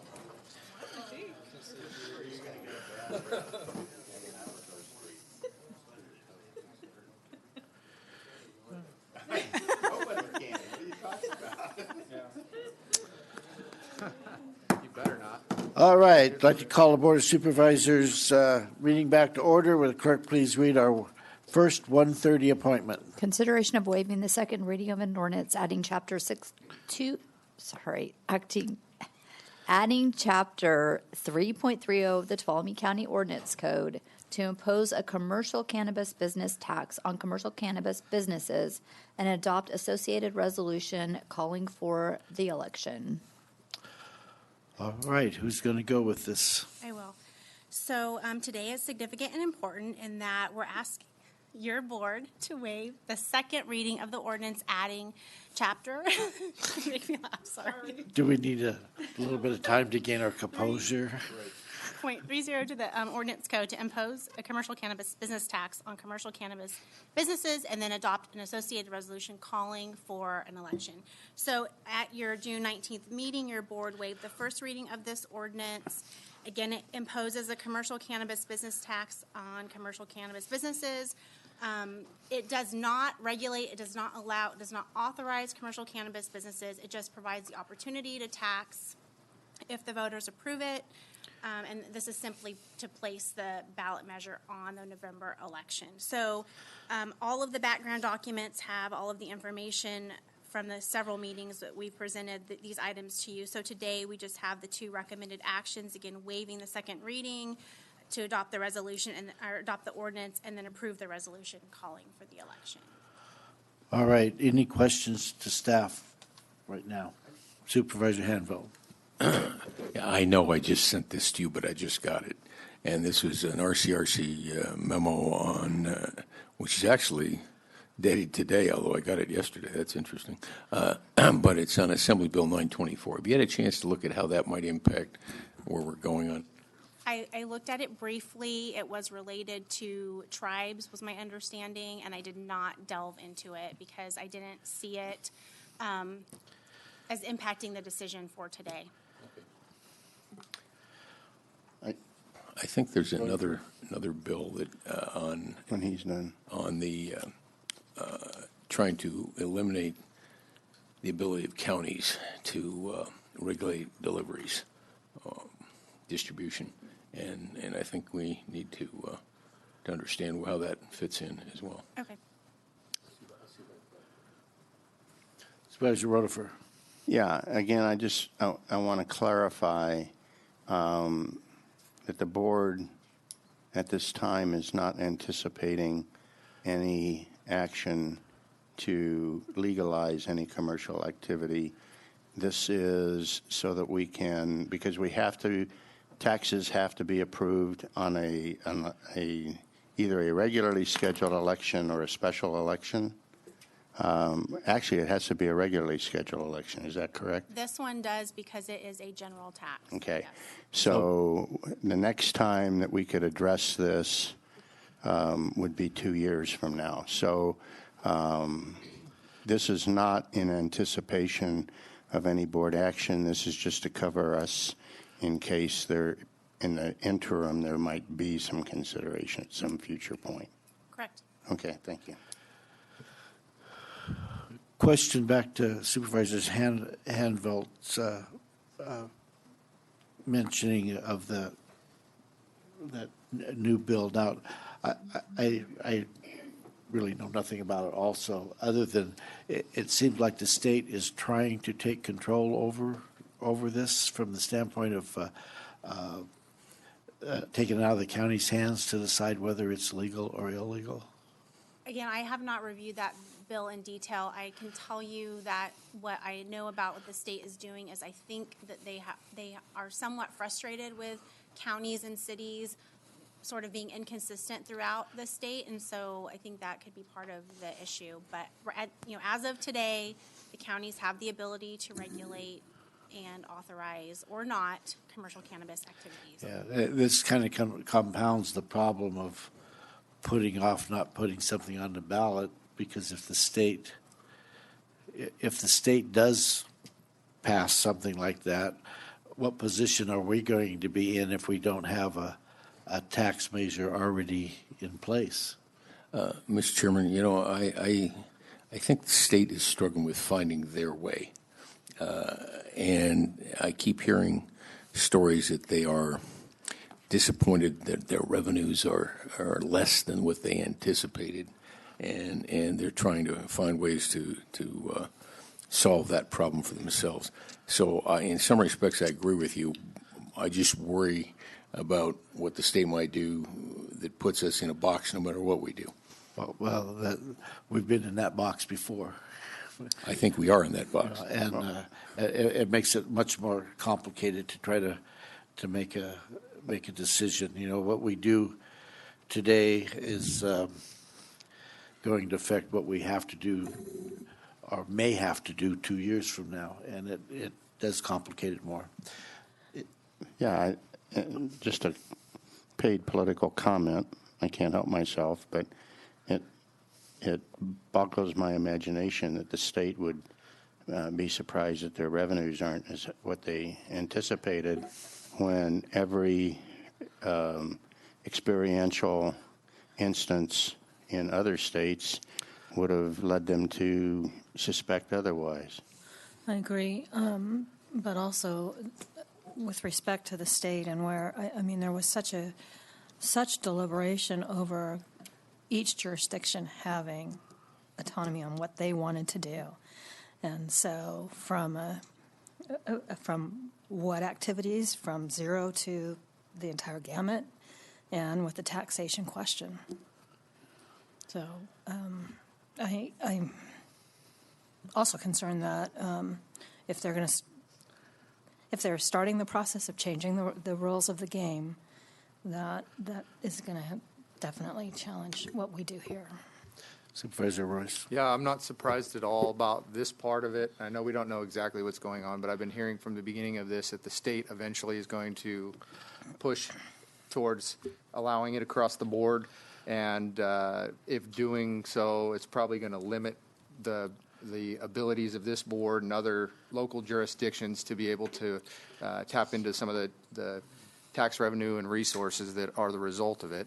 And it's unfortunate, but I do think how this applies to this tax measure is I think there's no harm in proceeding with it because all it does is give this board more latitude for the future. So in the event that the state does impose it, now we have a taxing mechanism. Without this, you would have nothing. So this doesn't mean that we're going to allow it, doesn't mean that we're going to not allow it. It just gives us latitude. And I think local control is something that we're always advocating for, whether it's, public lands or something like this. So that's it. Okay, any other board comment? Any questions to the staff? Everything that we have here is the same stuff that we had before as I Yes. went through it and looked at it. Supervisor Hanveld. Yeah, a question for County Council. Other counties that have a ban currently, what are they doing? Well, some counties have a ban, some counties allow it. I mean, it's really varied all over the place. Those that have a ban, are they putting together anything like what we're trying to do here? Some are. There are some counties that don't have any underlying regulations and also put a tax measure on, but they put it on previous. So some have already done it, already adopted it. Some are putting it on for November as well.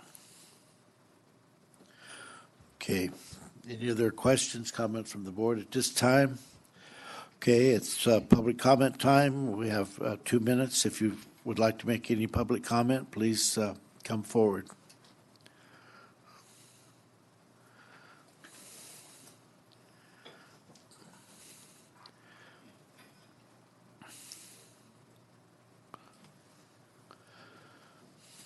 Hi, my name is Paul Vistica.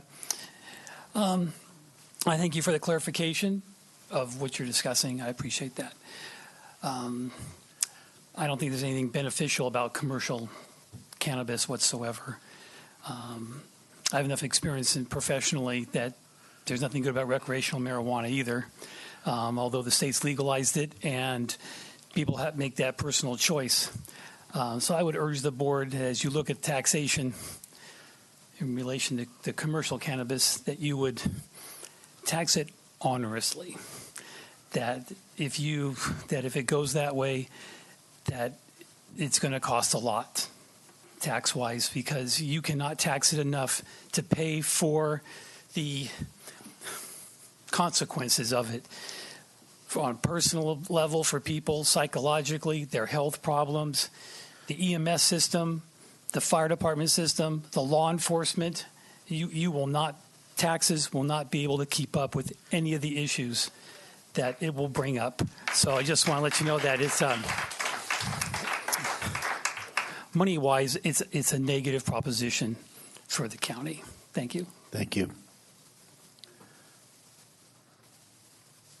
Hi, my name's Brooke Garrow. Thanks for, like he said, being transparent about everything. I'm just wondering why we're really talking about taxing marijuana, because on the ballot, if it says, yes, let's tax marijuana, that's a little bit deceiving because, I mean, of course, yeah, the taxing, it makes it sound like it's going to be more expensive, like the tax on tobacco. That encourages people, oh, that's so expensive, maybe I don't want to buy it. But on paper, it would look like, well, 70% of people said, yes, let's tax it, almost implying that they want it here. We don't allow it here.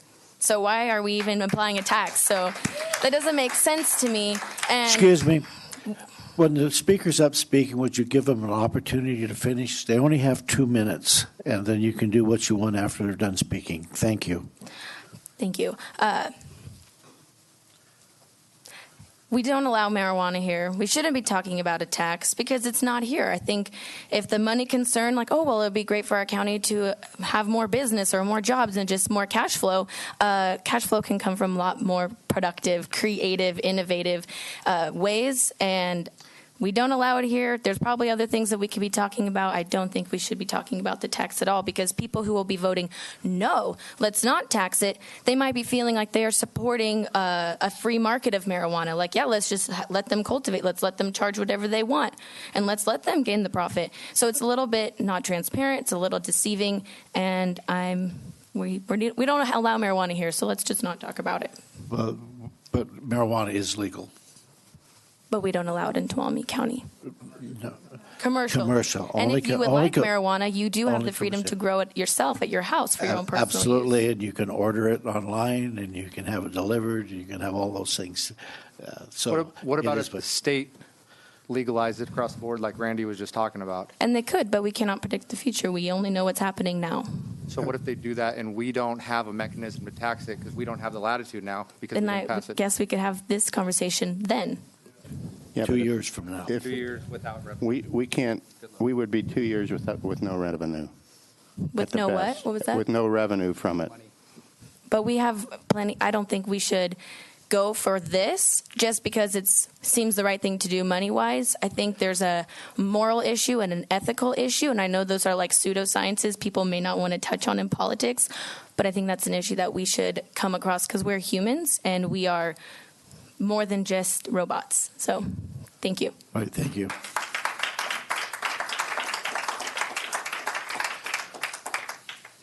Hello, Board. Thank you for your time. My name is Daniel Porter. I think that we already kind of see some of the ramifications of if we allow commercial growth here. I grew up out in Jupiter, and despite its reputation, during the time I was out there, there's a lot of families, a lot of good families. My parents recently, though, had to leave because in anticipation that we'll have a commercial growth here, there's such a cartel presence that has moved out there that they left not feeling safe. The rest of my family members have left because they're not feeling safe. In January, there was over 20 U-Haul trucks, U-Haul trucks that were driving out of there with plants. And these guys were open about they were taking it to Washington to go sell it. The kind of people that this is bringing in, we already see there's already evidence that shows we don't want this here. I think in our experience, if we looked at the statistics, we see that one of the things that's been a problem with drugs is that the cartels had to overcome in order to get this product to move is they have to have a place that they could grow it without getting caught, have to be able to transport it without getting caught, and they need to be able to sell it without getting caught. Well, if we give them a place where they can grow it without having to worry about anything, it will create a vacuum pulling people here to grow it here, and now they only have two problems to worry about: how to transport it and sell it. We really don't want those kind of people out here. We've seen, like I said, out in Jupiter, my parents have already seen what is happening as the whole face of that community has changed. To now where people are even saying we might just want to sell to cartel because we don't want families out here. We can't do it. They're growing out there in unprecedented levels. It's all over, and it's so open. I mean, you could drive down the road and thousands of plants on the side of the road, and the kind of people that are coming out are not the people we want in our community, not the people we want around our kids, not the people we want to be around. And I mean, I'm not judging them or just trying to say anything bad about them, but the reality is that we see that when we bring this kind of stuff in, it tears the county apart. And so we just don't want it. And so thank you guys for your time. I appreciate it.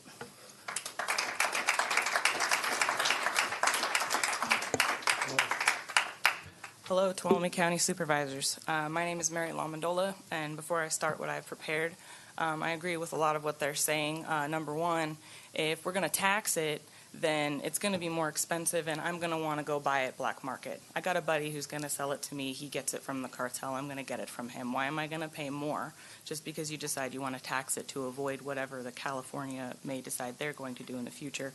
Anyway, what I have prepared is when I think of Tuolumne County, I think of how fortunate it is to call this vacation spot in my hometown, where my husband and I were both raised and have chosen to raise our 4 children.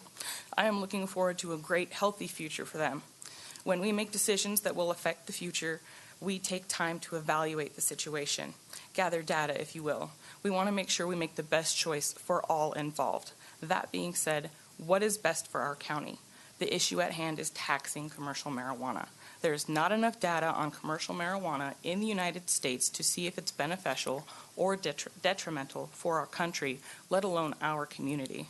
Why are we rushing to get this measure put on the ballot when we don't know the effects it will have on our historic hometown?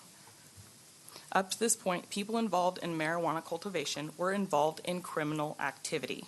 Allowing commercial marijuana in Tuolumne County is going to draw people who seek to grow, buy, steal, sell marijuana to our county. It attracts gang activity, people who are not afraid to kill for and die for their gain. I love my hometown. I am proud to say that I was born and raised here. I want my kids to be able to say the same. Please, I urge you to vote no on the resolution to put the tax measure on the ballot. Thank you.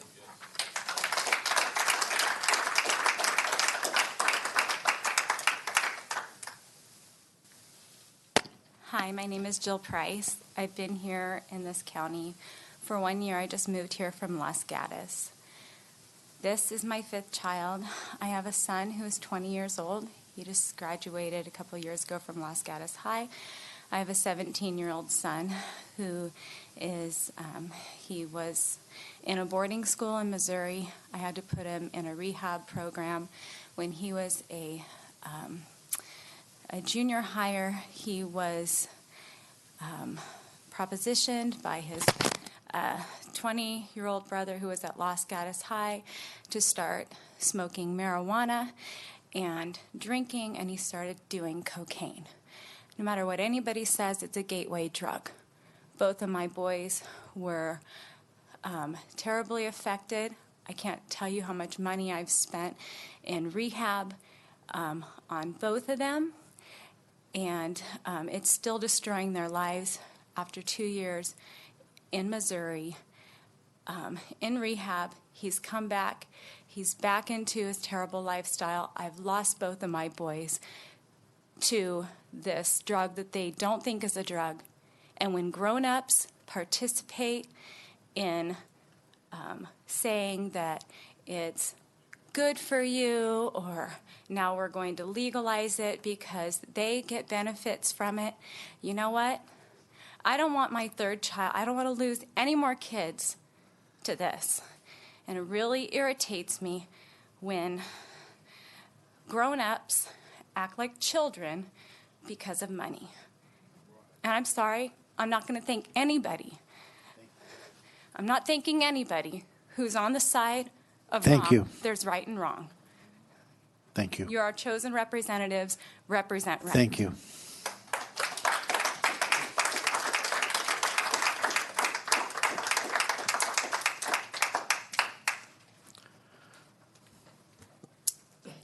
Hi there. My name is Geneva Crane. I am a resident of Twain Harte, and I brought my 3 children here today. My oldest, Isabella, is 14, Clementine is 11, and Conrad is 6. My husband and I moved up here as newlyweds from Stockton, where we had been raised, and we did that because we wanted a beautiful life for our children.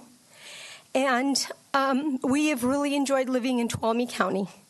And I can only share that I am constantly telling my children the things to be aware of in the world. The children of today have a lot that they have to encounter. And we as parents try to do our best, but we also look to our leaders to represent us. And I do feel that by even approving this tax measure, because fiscally 2 years, we would lose 2 years if the state were to approve it across the board. To me, I ask that you put our children and the future of this county before we put taxes, because they are the future. And when we say, well, you know, we could be losing a lot of revenue, there's just never enough money in government, I feel. I feel like it's always at a deficit.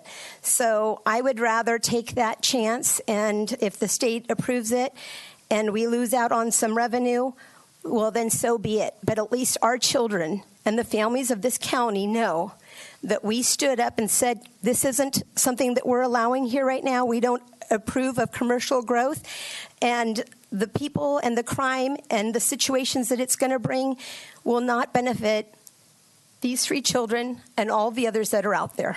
So for your children and your grandchildren and your great-grandchildren that you would love to live in Tuolumne County, do it for them. Thank you.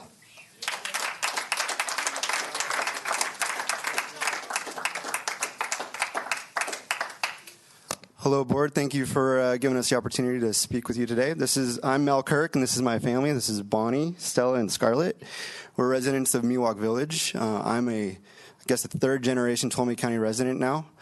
I just like to say that, you know, a lot of good things have already been said, but no amount of money is worth a human life. And we will see the loss of life if we bring commercial marijuana here. If you put a tax measure to tax it, people are going to say, of course we want to tax it, but they're not going to fully understand what they're voting for. I just spent the last 6 months talking to a lot of people in Tuolumne County, and I would say 7 out of 10 honestly say, I didn't vote for commercial marijuana in California. everyone's confused. Government has not been responsible in the way that they've communicated this to people, nor in the way that they spend money. We don't need marijuana revenue in order to have a successfully, financially viable county government. We haven't had it before. We don't need it now. We can wait till the federal government decides what they want to do with this and what the state tells us what they want to do. But until that time, fathers like myself will stand up for our children, and we will protect them. And so I just want to say, look at these faces. Bringing marijuana here will challenge their upbringing. I travel the world. I've been to over 70 countries.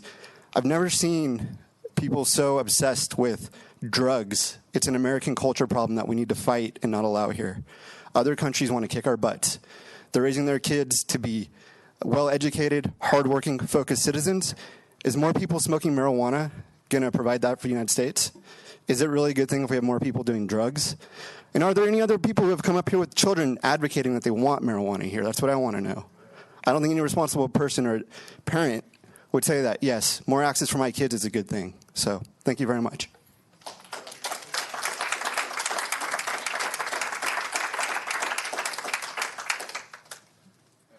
Hi, my name is Jenny Laxag, and thank you for the opportunity to say something. I live in Miwok Village, and I would just like to simply say that foresight is important, and it's not about foresight about maybe we'll need to have taxes in place or the ability to tax. I was part of the so-called Cultural Revolution, which almost destroyed me when I was young. And since then, my mind has been transformed because of the grace of God. And I've been given a new life that I've lived for many years in this county, and I appreciate this place and that it is, Tuolumne County is a special place. And I just feel that we need to make a strong stand, that we need to be clear about marijuana and what it can do to people. And part of that is not introducing a bill to tax because it's confusing, as has been said. I just feel that we need to have a strong stand, a strong voice, because it makes a difference. It makes a difference if somebody stands up for what they believe with clarity. It makes a big difference. One person, we know that. We know one vote makes a difference. And I just think we should have a clear stand and a clear voice that it does matter what we decide here in this county. And I'm just praying that we do the right thing because it is our future, and that's the kind of foresight we need to have. That's the kind of foresight, not about the money issues, which, I feel that if we do the right thing, then that will come its way because that's a principle. We just need to do the right thing. Thank you. Thank you.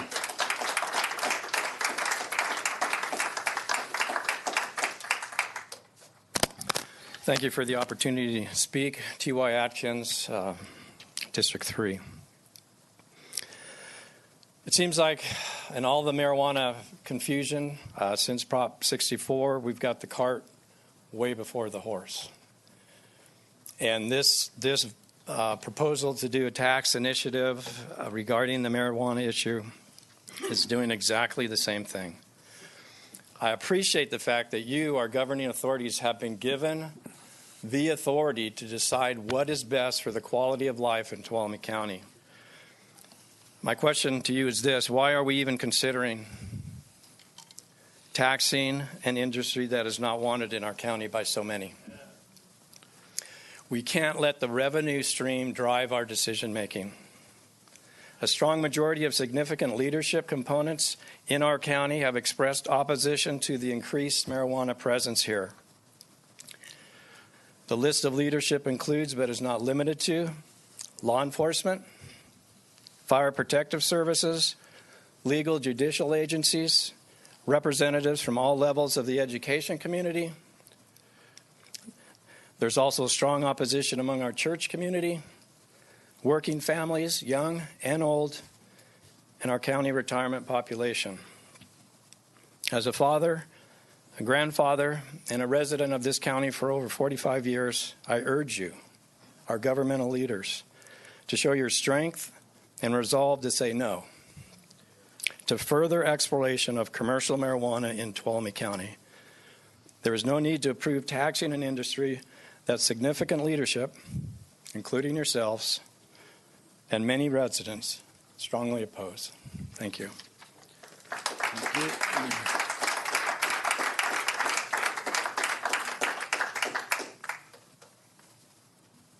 How you guys doing?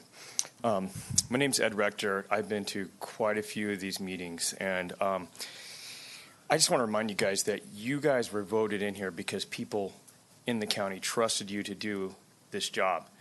And every one of these meetings we've been to, the majority of the people are against this, and I just don't feel you guys are hearing what the people want. And if this was a tax for growing wheat or something, that's something different. But what comes with marijuana is a whole different atmosphere.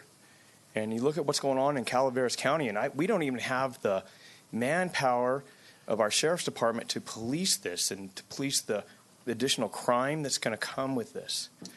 And this is a recreation area. That's what our county thrives on, is recreation. And you're gonna pull those people away. They're not going to want to come here. So that's all I've got to say. Thank you.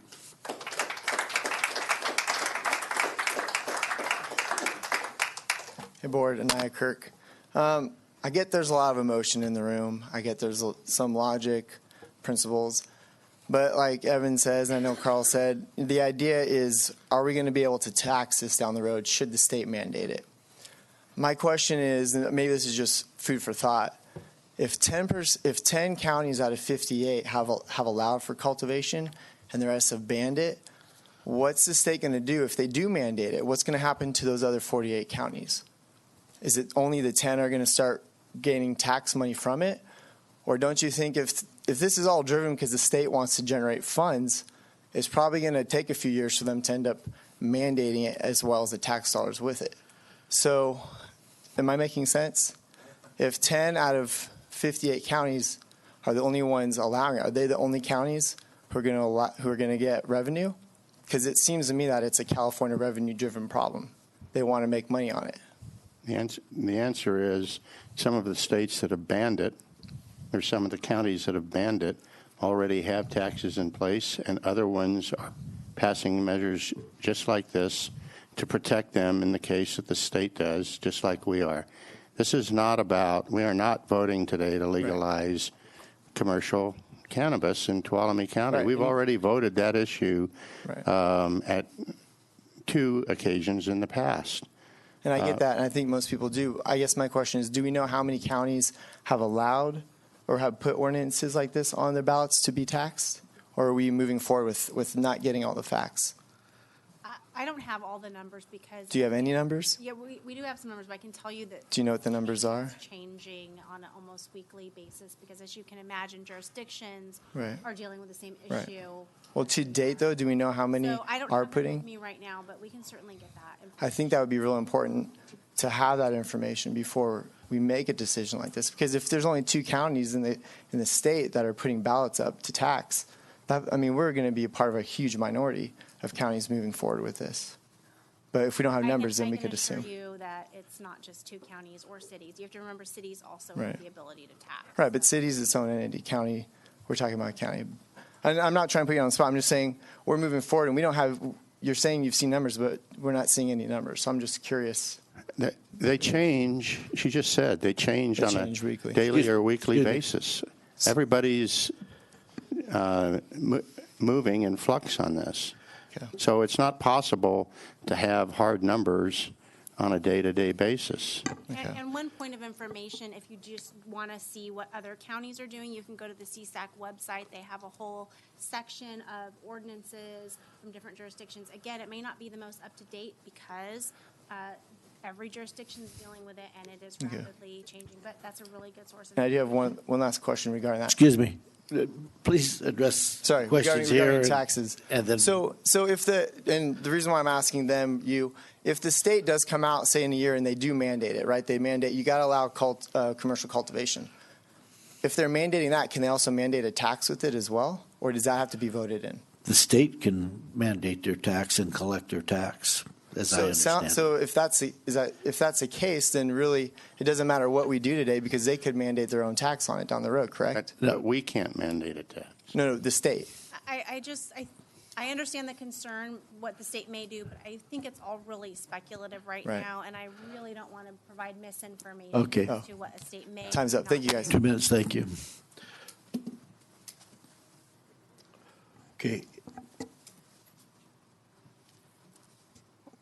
Hi, my name is Deborah Davis, and I didn't come here to even say anything, just to be part of what you guys are talking about. But I came up here in '74 with one daughter and ended up having two more sons. And both of their fathers started with marijuana, and one was dead at 48, one's dead at 58. So my kids lost their fathers. I have 5 grandkids, but 3 in this county. And I surely hope that we don't get this cannabis grow like this here. I hope you guys think real hard about it. I don't want the crime.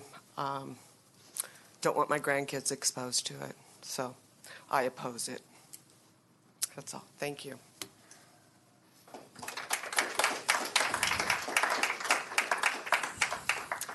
So my mantra is no commercial grow.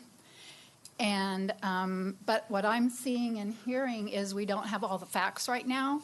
So is there a reason why we have to vote or you have to vote today? Can we wait until you have more facts about it? I don't think those facts are relevant. You don't? It's not relevant what other counties are doing on a day-to-day basis. We know generally what other counties are doing, but we don't have a matrix of statistics every time something changes. Okay, then I'll go back to what my main point was, is by putting a tax measure on the ballot, to me, it totally signifies that you guys are planning to go into commercial grow, okaying it, and I'm no commercial grow. Just for the public's information, this is not just about commercial growing. It's about every facet of the industry that has been identified. So, Sarah, can you just, so people, I keep hearing commercial growing.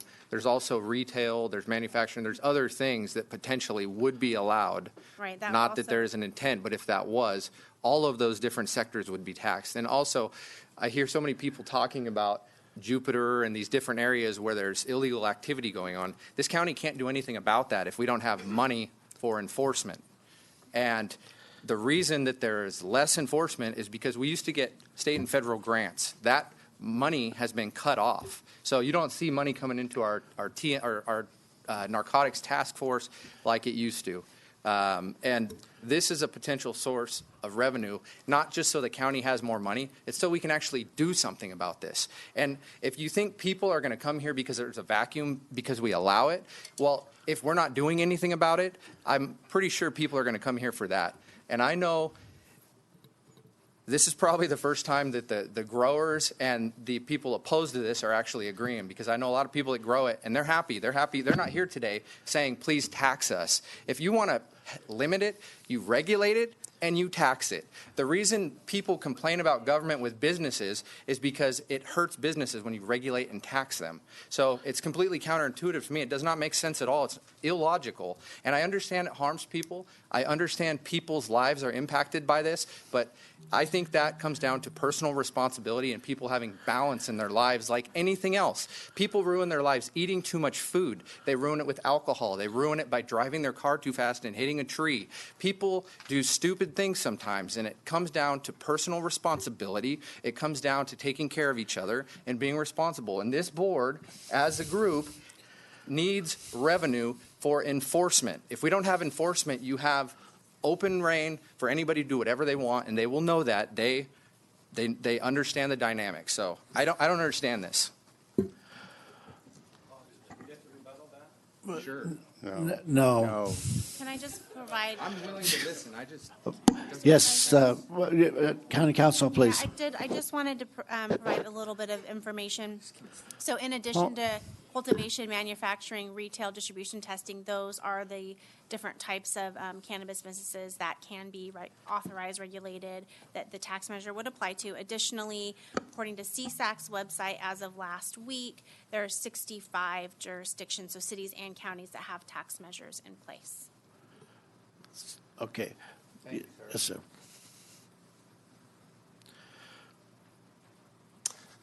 Bob Kirk, Miwok Village. Thank you for the opportunity to speak. Proposition 64 was billed as a way to eliminate jail time for minor marijuana infractions. Few anticipated that it would lead to smoking marijuana while driving, increasing the availability of marijuana to children, or expanding the black market. Few understood big industry jumping in and wanting to grow in people's backyards.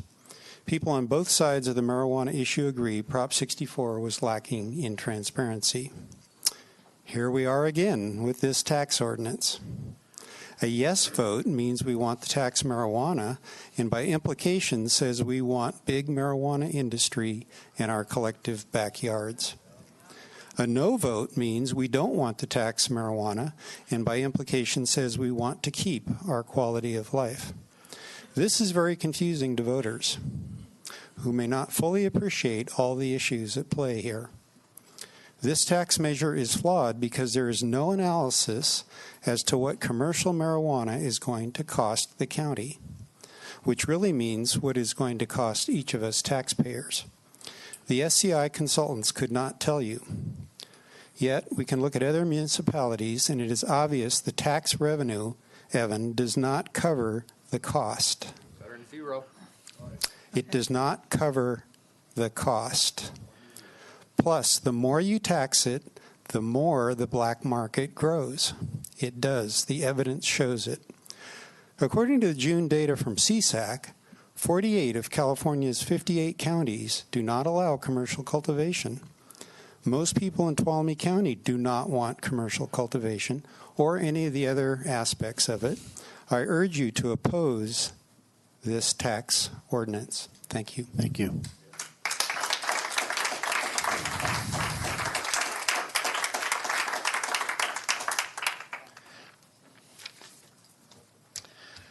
I think you were remarkably lenient at allowing a lot of conversation not pertaining to what's on the agenda.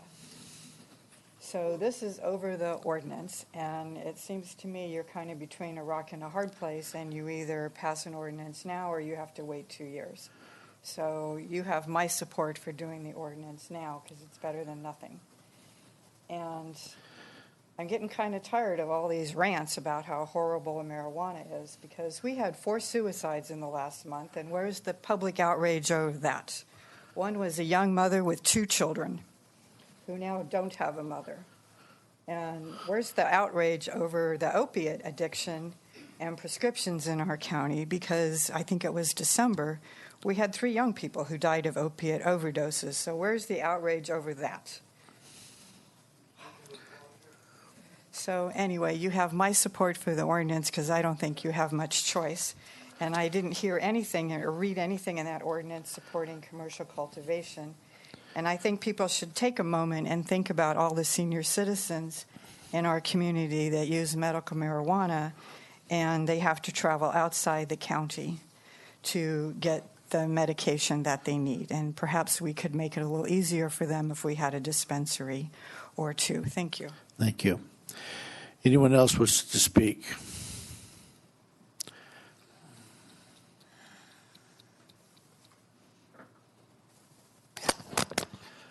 Nobody here is suggesting that we do away with medical marijuana. That's legal.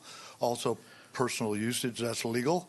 We don't even want to do that. We realize the benefit of medical marijuana. And thank you for allowing her to get off the subject as well. Now, as far as what I've seen, we keep hearing about money, money, money, money, money, and money. That's all anybody's concerned about here. And it should be about morality as well as money. I know you guys are stuck in this situation, but you all admit yourself that it's very hard to tell what the state's going to do. And therefore, why are we rushing into doing something when we have no idea what the state's going to do? I was on a school board for 22 years. We never knew what the state was going to do, and we had to beg for money every year, and you guys have to beg for money every year. And you admit that it costs more to take care of this stuff than it does that we're going to make in money in the first place. You know, I always keep trying to get up here and be nice. Doggone. It makes me mad when I hear this stuff. We're not concerned about what your constituents think or what's going to happen to the children or the fact that all of the responsible people in the community are against marijuana. None of that seems to matter at all. It seems the buck. It's not the buck. What's that? I can't talk at a certain volume? Just, yeah, but you just contain it. You can say whatever you want, but please. Oh, I can? But yes, you can. It's your right to speak, but please do it in a tone that makes it more reasonable. That's all I ask for. Okay, well, I'm trying to be reasonable. What I'm seeing is that we're not getting a reasonable response for the concerns that are being raised over and over again by constituents of all of the Board of Supervisors. There are thousands of people out there that are against this stuff. And taxation does imply that we are saying it's okay, regardless of what you say. It says, okay, well, and courts, when they see it on the ballot, people who don't know are going to say, well, yeah, it must be okay. It must be already passed, or they wouldn't be asking to tax it. That's the average citizen. Thank you.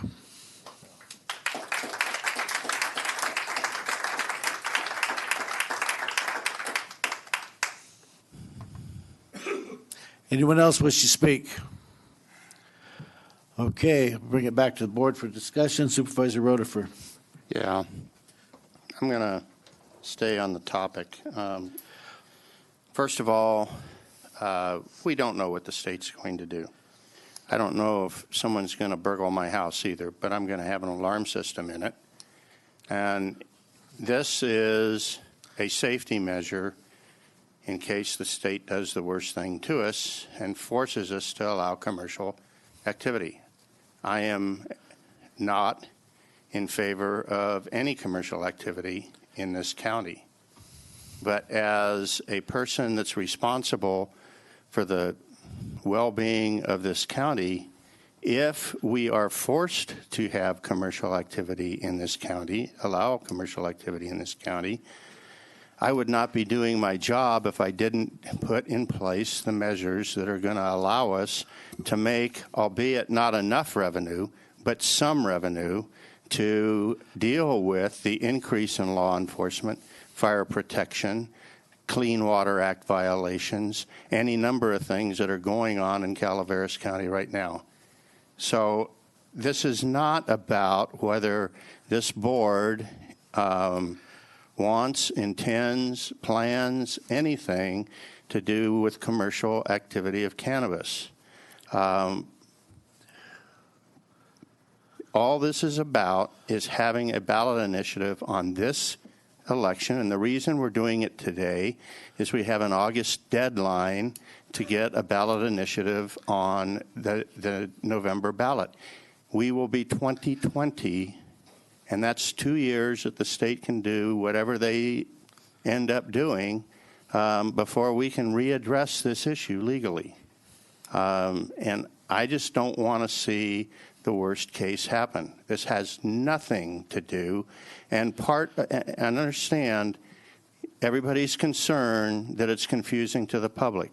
Part of the challenge, and we've got a pretty good staff to step up to that challenge, part of the challenge of having a ballot initiative is to have a public information campaign on exactly what that ballot initiative is about, what it really means, and what it doesn't mean.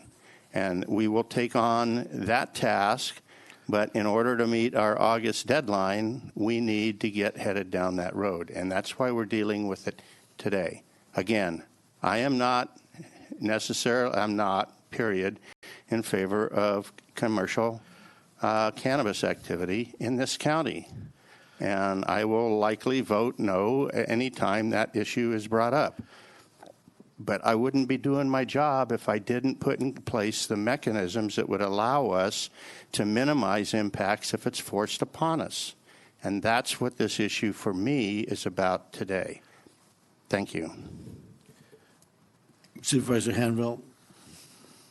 Thank you, Mr. Chairman. I want to thank all the people that came here and talked to. I think it's important. I also want to thank staff. I read that thing more times than I like to think I read it. I kept trying to find holes in it, and I think you did a really good job. A lot of good legal work there. But I come down to the same thing, and I think I've said to kids every time we've talked about marijuana, or I've meant to. We do have a ban on marijuana, other than that, which is allowed by the state. And this is very complicated. I hear all these things, but I prefer to say a message: we never want commercial marijuana in Tuolumne County, and so I'm not going to support this, and I'm done. Supervisor Brennan.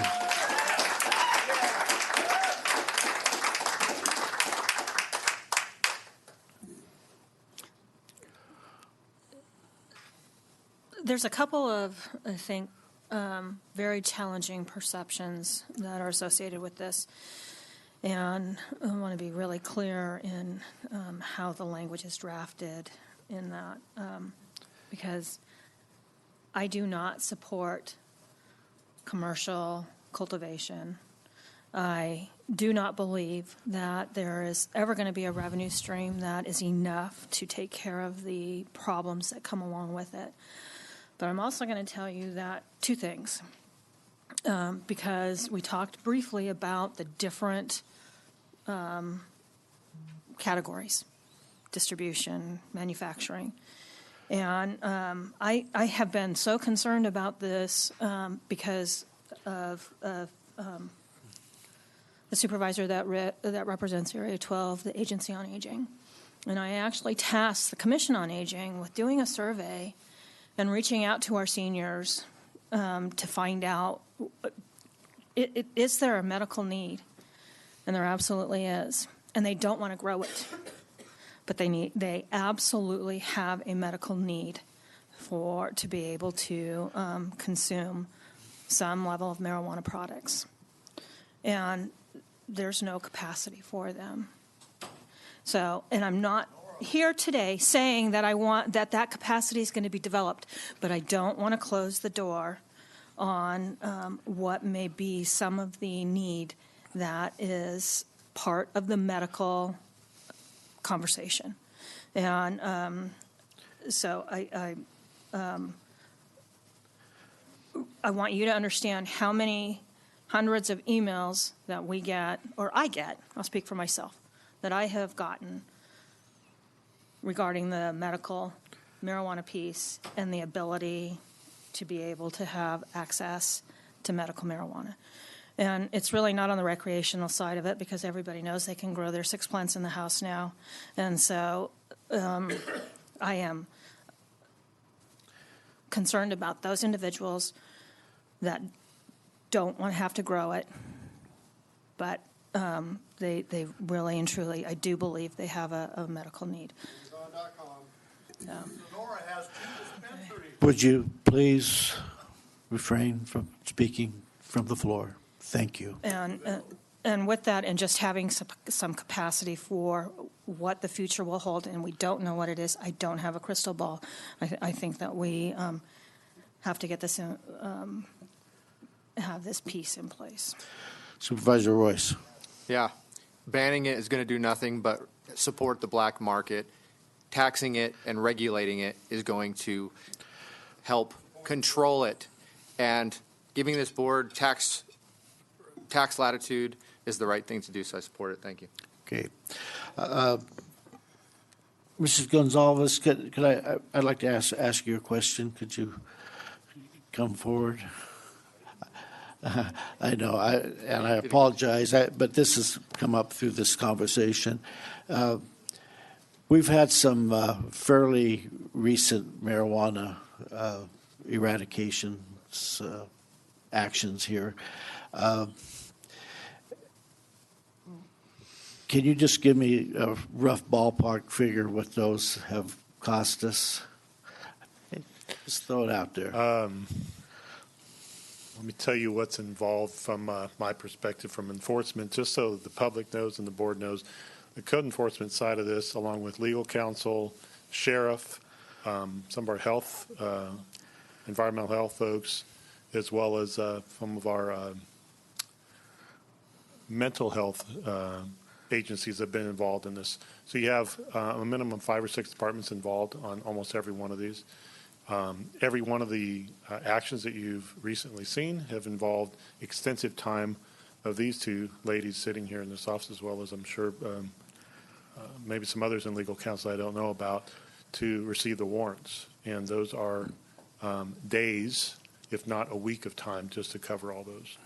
I can tell you the hourly rate that I think that the attorneys cost, and myself, as well as all those other folks. It's in the tens of thousands. It's not a few $100s. So, I mean, just a quick thing off the top of my head, that has cost tens of thousands of dollars over the last couple of weeks. And that's just a drop in the bucket. So. How many plants did you pull out? Or how many encountered plants? 2,845, I believe, was the number. One of those had 1,500 roughly, and then there was a few that were 300 to 700. Okay, thank you. And the reason that I asked you to come up is this is reality. We have this marijuana problem right now. It's been with us for a long time, but it has gotten worse, I believe, this year compared to past years. And I don't see an end to I know you have many more that you're researching, and it's going to keep costing tens of thousands of dollars to do this. And I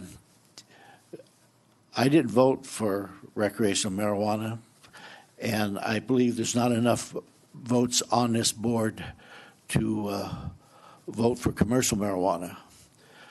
But I can tell you this, that unless we position ourselves and protect ourselves for the what-ifs, and I see people shaking their heads back there, and I'm going to categorically disagree with you. I spend a lot of time researching this, more than I want to, and staff knows that they can get a Sunday memo from me or an email on an article or something that I've found, because I'm trying to figure out a way out of this. And I can't find one, and I'd love to not have the legalized marijuana problem to deal with. The medical, I know it works for some people. I mean, I can attest to that, and I know that they need it, like Supervisor Brennan. So unless we position ourselves correctly, we're going to be in a catch-up mode. And that's what happens when you're dealing with the state. They want you to be in a catch-up mode. They don't want you to be ahead of the game. So to me, it makes more sense and more logic to have something in place, whether you use it or not. Like I said, I don't believe there's enough votes on this board to do commercial marijuana. I can count noses pretty well right now, and I believe that we are going to deal with the big animal, and we should be in a position to do it. Supervisor Rutherford. Yes, Mr. Chairman, I move that we waive the second reading and adopt an ordinance adding Chapter 3.30 to the Tuolumne County Ordinance Code regarding creating a business license tax for commercial cannabis regulations, should such regulations later be adopted or imposed. And I also move that we approve the resolution calling for an election with a ballot question. And I would, not as part of my motion, but I would ask that we put together a staff task force to do very extensive, we can't be political, but we need to be informative on public outreach on what this ordinance really is calling for. And with that motion, and in line with that, we welcome the input with staff to help make the clarifications that should be necessary to make sure it's clear to everybody what we're doing. Can I ask another question of staff? And there are other individuals also can write an argument for or against this that would be published, correct? Correct. And ultimately what happens, though, because the ballot itself is limited, the elections official decides which argument gets placed on the ballot. So at some point, I anticipate we will have a deadline to submit an argument, and then Liz over here is going to bring back a proposed argument for your board to consider. Okay. Second. We have a second by Supervisor Royce. Okay, I'm going to call for the motion. All those in favor? Aye. Aye. Opposed? No. That passes 4-1. Thank you. We're going to adjourn to closed Supervisor session. Gray, you just want to note the vote count with who voted no. Okay. Record. For the record, Rodifer, Royce, Gray, Brennan. In favor, hand vote against. Okay. So we're going to, would clerk please read our second closed session item? This is Our a closed 1:30 session, appointment. public employee appointment, Authority Government Code Section 54957B1, and that's the county administrator. Okay, do we expect to report anything out? We're not sure. Any public comment on the closed session item? Thanks for not listening. Thank you, Mr. Handel. Thanks, Handel. Get our support. The rest of you guys, watch your back. Recall. Is that a threat? Thank you. Recall time. Thank you. Recall. That's the threat.